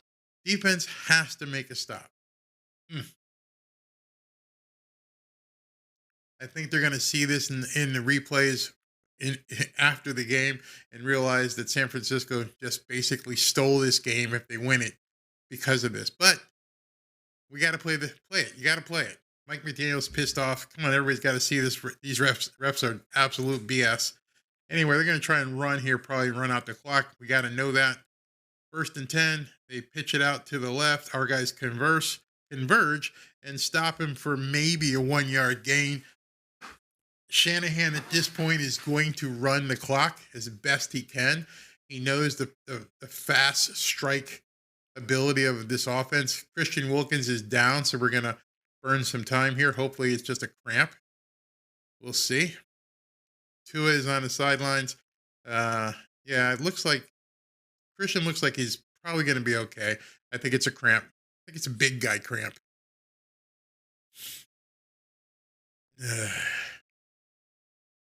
Too much here. Too much. Let's see what's gonna happen here. All right, guys. Let me take some comments. Someone's hand was between the ball and the ground. I thought so too on that play. I thought for sure that was a catch. But who knows? McDaniel is definitely ticked off. Definitely ticked off. Let's see what else is going. 50 say. Sherfield non-catch looked like it was one. Oh well. We just got to get the ball back. Right now, defense has got to do something. Defense has got to get in there and make a stop. Here we go. It's 2nd and 10. Purdy is in a shotgun, getting decent pressure. He tries to throw it. He throws it out to Deebo Samuel, and he's stopped. No, he's not. Our guys aren't tackling. He takes it up to about almost the first down yardage. It's going to be 2nd and 1. Could have been 2nd and 4, but we didn't put him on the ground. All right, so here we go. Oh, no tackling. Oh my gosh. It takes 6 guys to bring him down. So it's 3rd and 1. 3rd and 1. Let's go here. Deebo is off the field. Let's go 3rd and 1. This is probably going to go to McCaffrey or the fullback. We're Everybody's on the line. He does a play action. He rolls out, and he gets the ball to George Kittle for a first down. Yeah. Yeah, Debo is strong. Yeah, he definitely is strong, but they should make that kind of tackle. Now we're getting into the time, 4:02, 4:01 left, first down.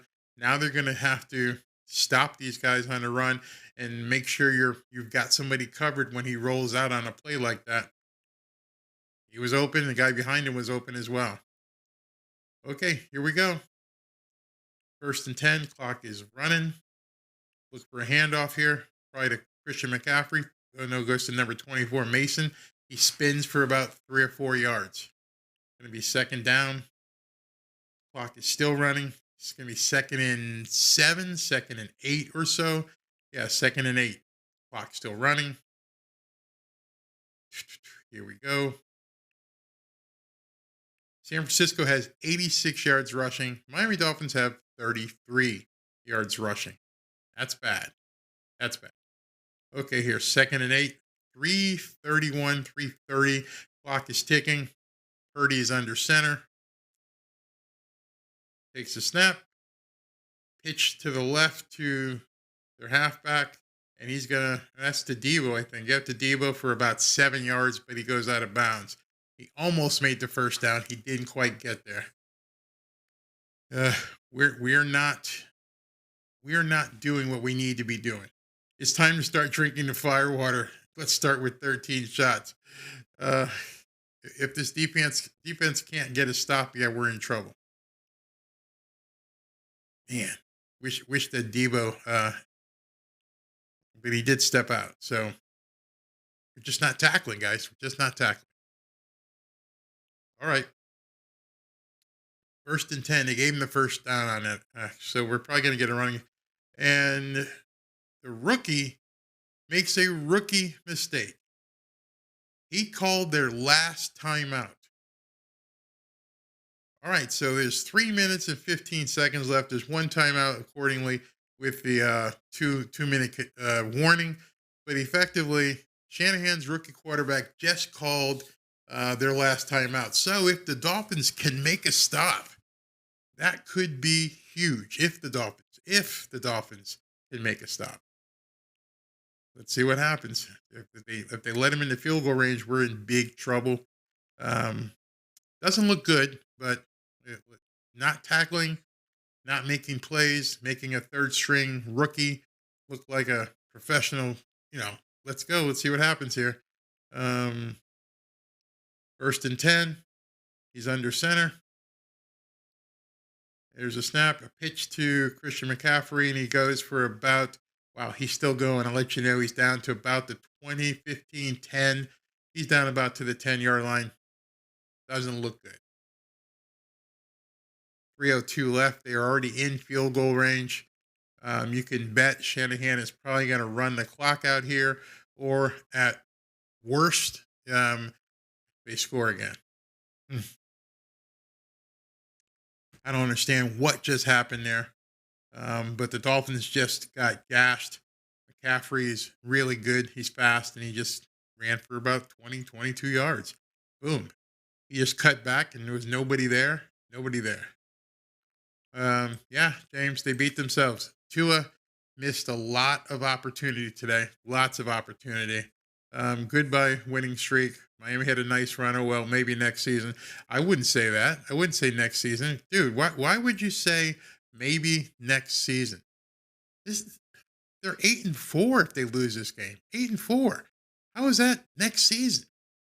I don't understand. I don't understand fatalists who say, hey, they lost the game. They're done. You're done. Are you kidding me? If you're a fan and you're saying that, then you're not a fan. Go root for the Buffalo Bills. If you're not a fan, then you don't know football. So I don't understand how you would say on an 8-4 team, yeah, they played like shit today, but they're out of it. Man, you're nuts. Grandizer, that is probably an understatement of the day. We see how much Armstead means to this team. Absolutely. So on their 1st and 10 play with 3 minutes left, they got nothing. So it's 2nd down. Looks like Miami called the timeout. Not going to let them just run off all the time. Yeah, you're right, Cliff. They're not true Dolphins fans. Not true Dolphins fans whatsoever. Are you out of here, man?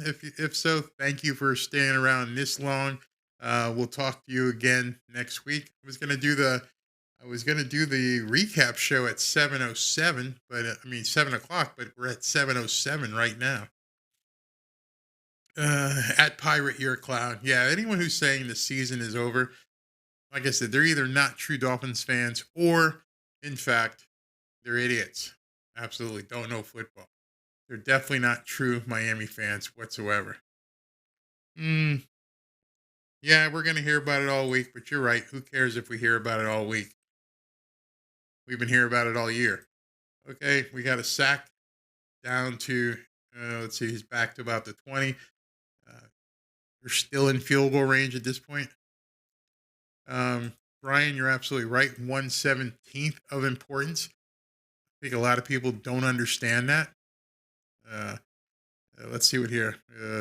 Dude, every quarterback is a mind game or two a season. Absolutely. Yeah. Tua had a bad game. He had a bad game. That's it. Hopefully he's not hurt. He had a bad game. Played like shit. We've all done it. Can't be at your top game every single week. And no, Thomas, you are absolutely right. This season is far from over. Far from over. So I'm not sure what people are talking about when they say the season is over. Not at all. All right. 3rd and 21. Yeah, I think the refs played a horrible role here. Let's see what happens. He's going to hand it off. He's not going to do much with this. He hands it off to Debo. Debo runs around. He gets through again. Jesus, we're not tackling. Man, we're not tackling. Wow. Wow. Man, we're not tackling. So this is going to be a holding. It's going to push it back. It's going to make a field goal even further at this point.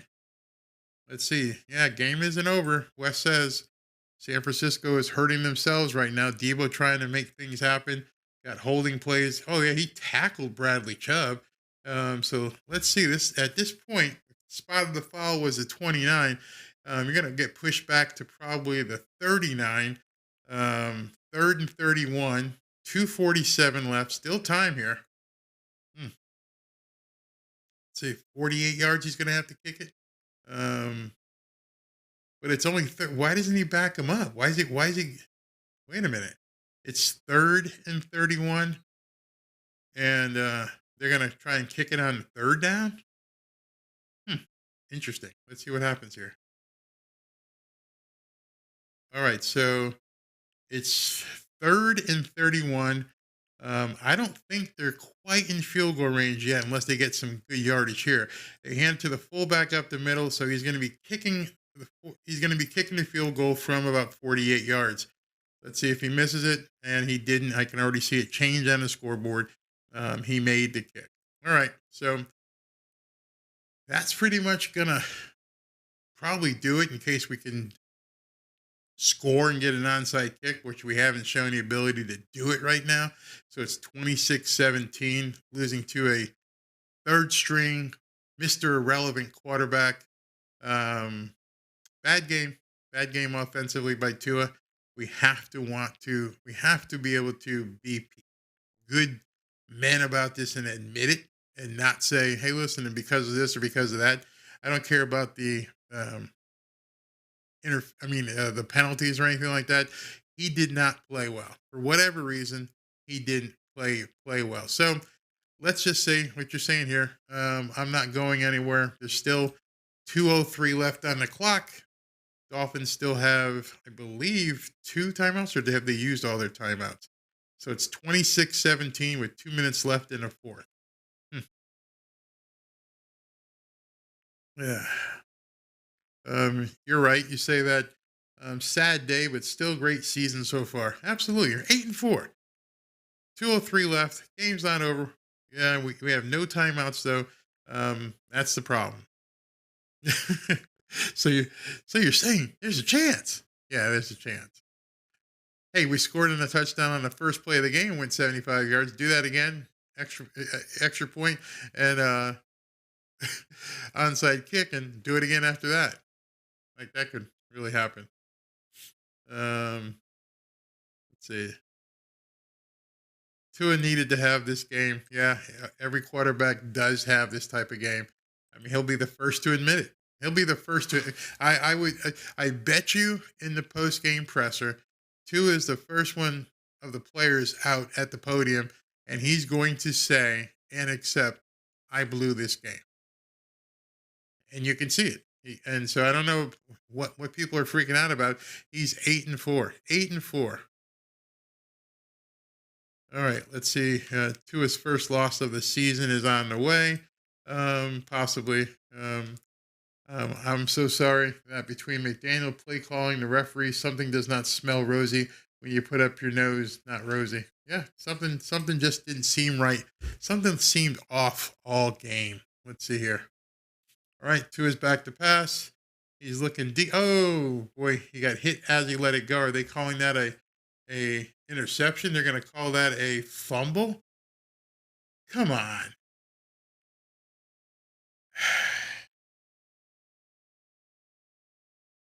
Wow. Okay, guys. I'm not going to do the recap tonight because we don't have to. I mean, I think we see right now this was a all out. I mean, I don't need to do a all 22 or anything about this. This was just horrible.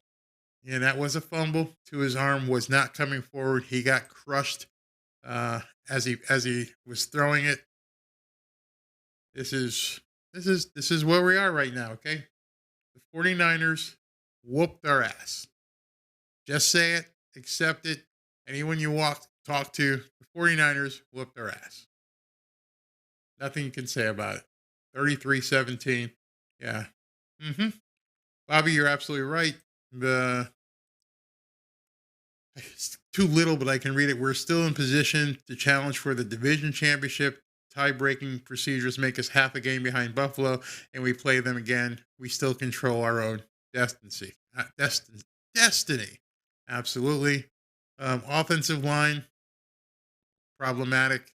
Running game, completely stunk. But, guys, I think, and ladies, I think you know that one of my biggest, I am probably one of Tua's biggest fans. So it pains me when I say he stunk to join out. Gotta say it. If he was my brother, if he was my roommate, if he was right here with me, I would say, hey man, you stunk to join out. I don't know what you did today. I'm not sure why things happened the way they did, but you stunk to join out. And you got to be man enough to say that. And you got to be man enough to basically accept that. You played like shit for whatever reason. Did the game plan get screwed up? Did your timing get screwed up? Did you get hurt? Whatever reason, you played like shit. You're going to have to take every bullet, every dart that gets thrown your way for the next 7 days. Or don't. Don't take it. Don't get on social media. Don't watch TV. Don't talk to reporters. Get out there. Get ready next week. Because next week's I don't know if it can get worse than this. Losing to a third string Mr. Irrelevant the way we got beat today. But next week, people expect you to not perform as good as Justin Herbert. So you only got one thing to do. You got one thing to do, and that's get ready to win next week. Ignore everything else. I mean, it's really bad. Yeah, thanks, Barry. Thank you. Fins up for next week. You're right. They changed the timing on this game, and it hurt. So this may be a coaching issue, but again, I'm going to say it. I am be the first person to say it. Tua did not play well. Don't know why. Doesn't matter why. You accept the good, you accept the bad. 8-4 is not bad. Nope, not at all. I'll take 8-4.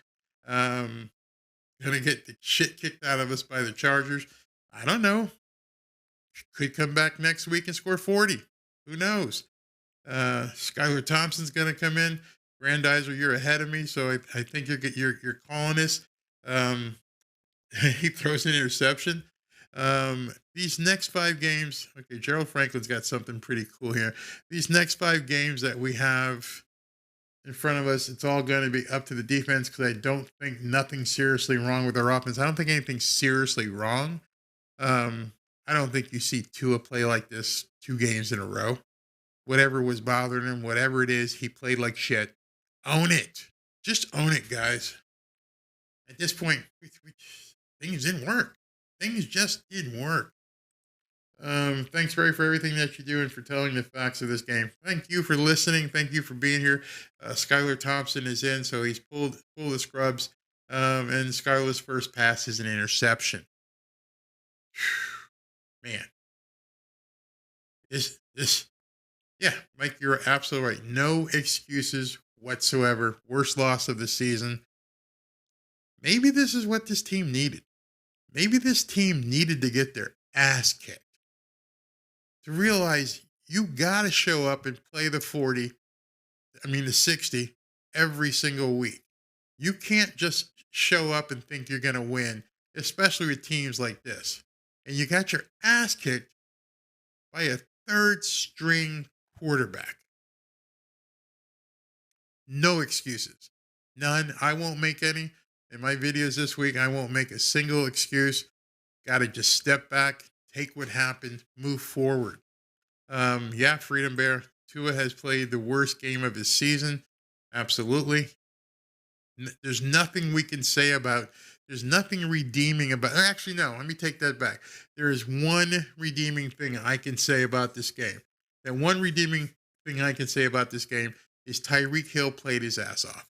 I think we all have to tip our hats to Tyreek Hill and let him know we appreciate that he kept pushing the entire game. So as the clock runs out, yeah, we had our chances. Absolutely. Everybody had their chance. What's this? Tua is not an MVP. Jalen Hurts is the MVP. I watched that game today. You can call that now with all these games left. I believe Dolphins are 8-4 after today. That means that they've played 12 games, means they have 5 left. And you're going to already anoint MVP? Nah, not going to happen. Yeah, Tua was humbled today. He was humbled a lot of ways. He was humbled by to his teammates. He was humbled to his fans.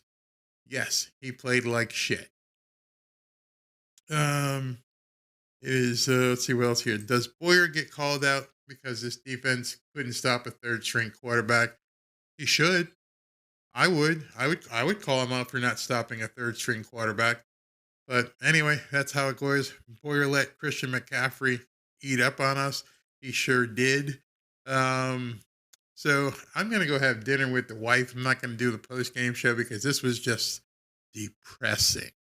But I'll be here bright-eyed and bushy-tailed next week. Absolutely. Yeah, we played a top 10 team on their field without Tehran, but they played without their quarterback. They played with a third-string quarterback. That tells you how bad this defense played. We could have survived maybe one thing. We might have survived Tua playing badly. We might have survived the defensive playing badly. We can't survive Tua sucking and the defense sucking. That's where you can't have both sides of the ball completely stinking up the joint. And tonight, both sides of the ball stunk up the joint. There were some bright spots, in terms of the sacks and different things that they did against a rookie quarterback, but you can't have both sides of the ball stink things up at the same time. If we play this week, if we play like this next week, forget it, forget the whole season, and I blame it on the coaches, not the players. Man, don't throw that in that way. Come on. The whole team should be hanging their heads in shame. Yes, let's see. Yes, Tua had his part to play in it, but he isn't the one for third-string quarterback ran right past him all day. Yep, absolutely. Absolutely. All right. Thanks, Grandizer. Thanks for hanging out. Thanks for always pushing people to hit the subscribe button. And as again, this is the fastest growing YouTube channel for the Miami Dolphins. No matter what anybody says, I got the numbers. I got the receipts. YouTube told me. So I want to thank you guys for showing up. We're going to be doing some different things. And I think next week what I'll do is to put out some good content is to really give some things away. I got some really cool things we're going to be giving away. Talk to you guys tomorrow. And then, of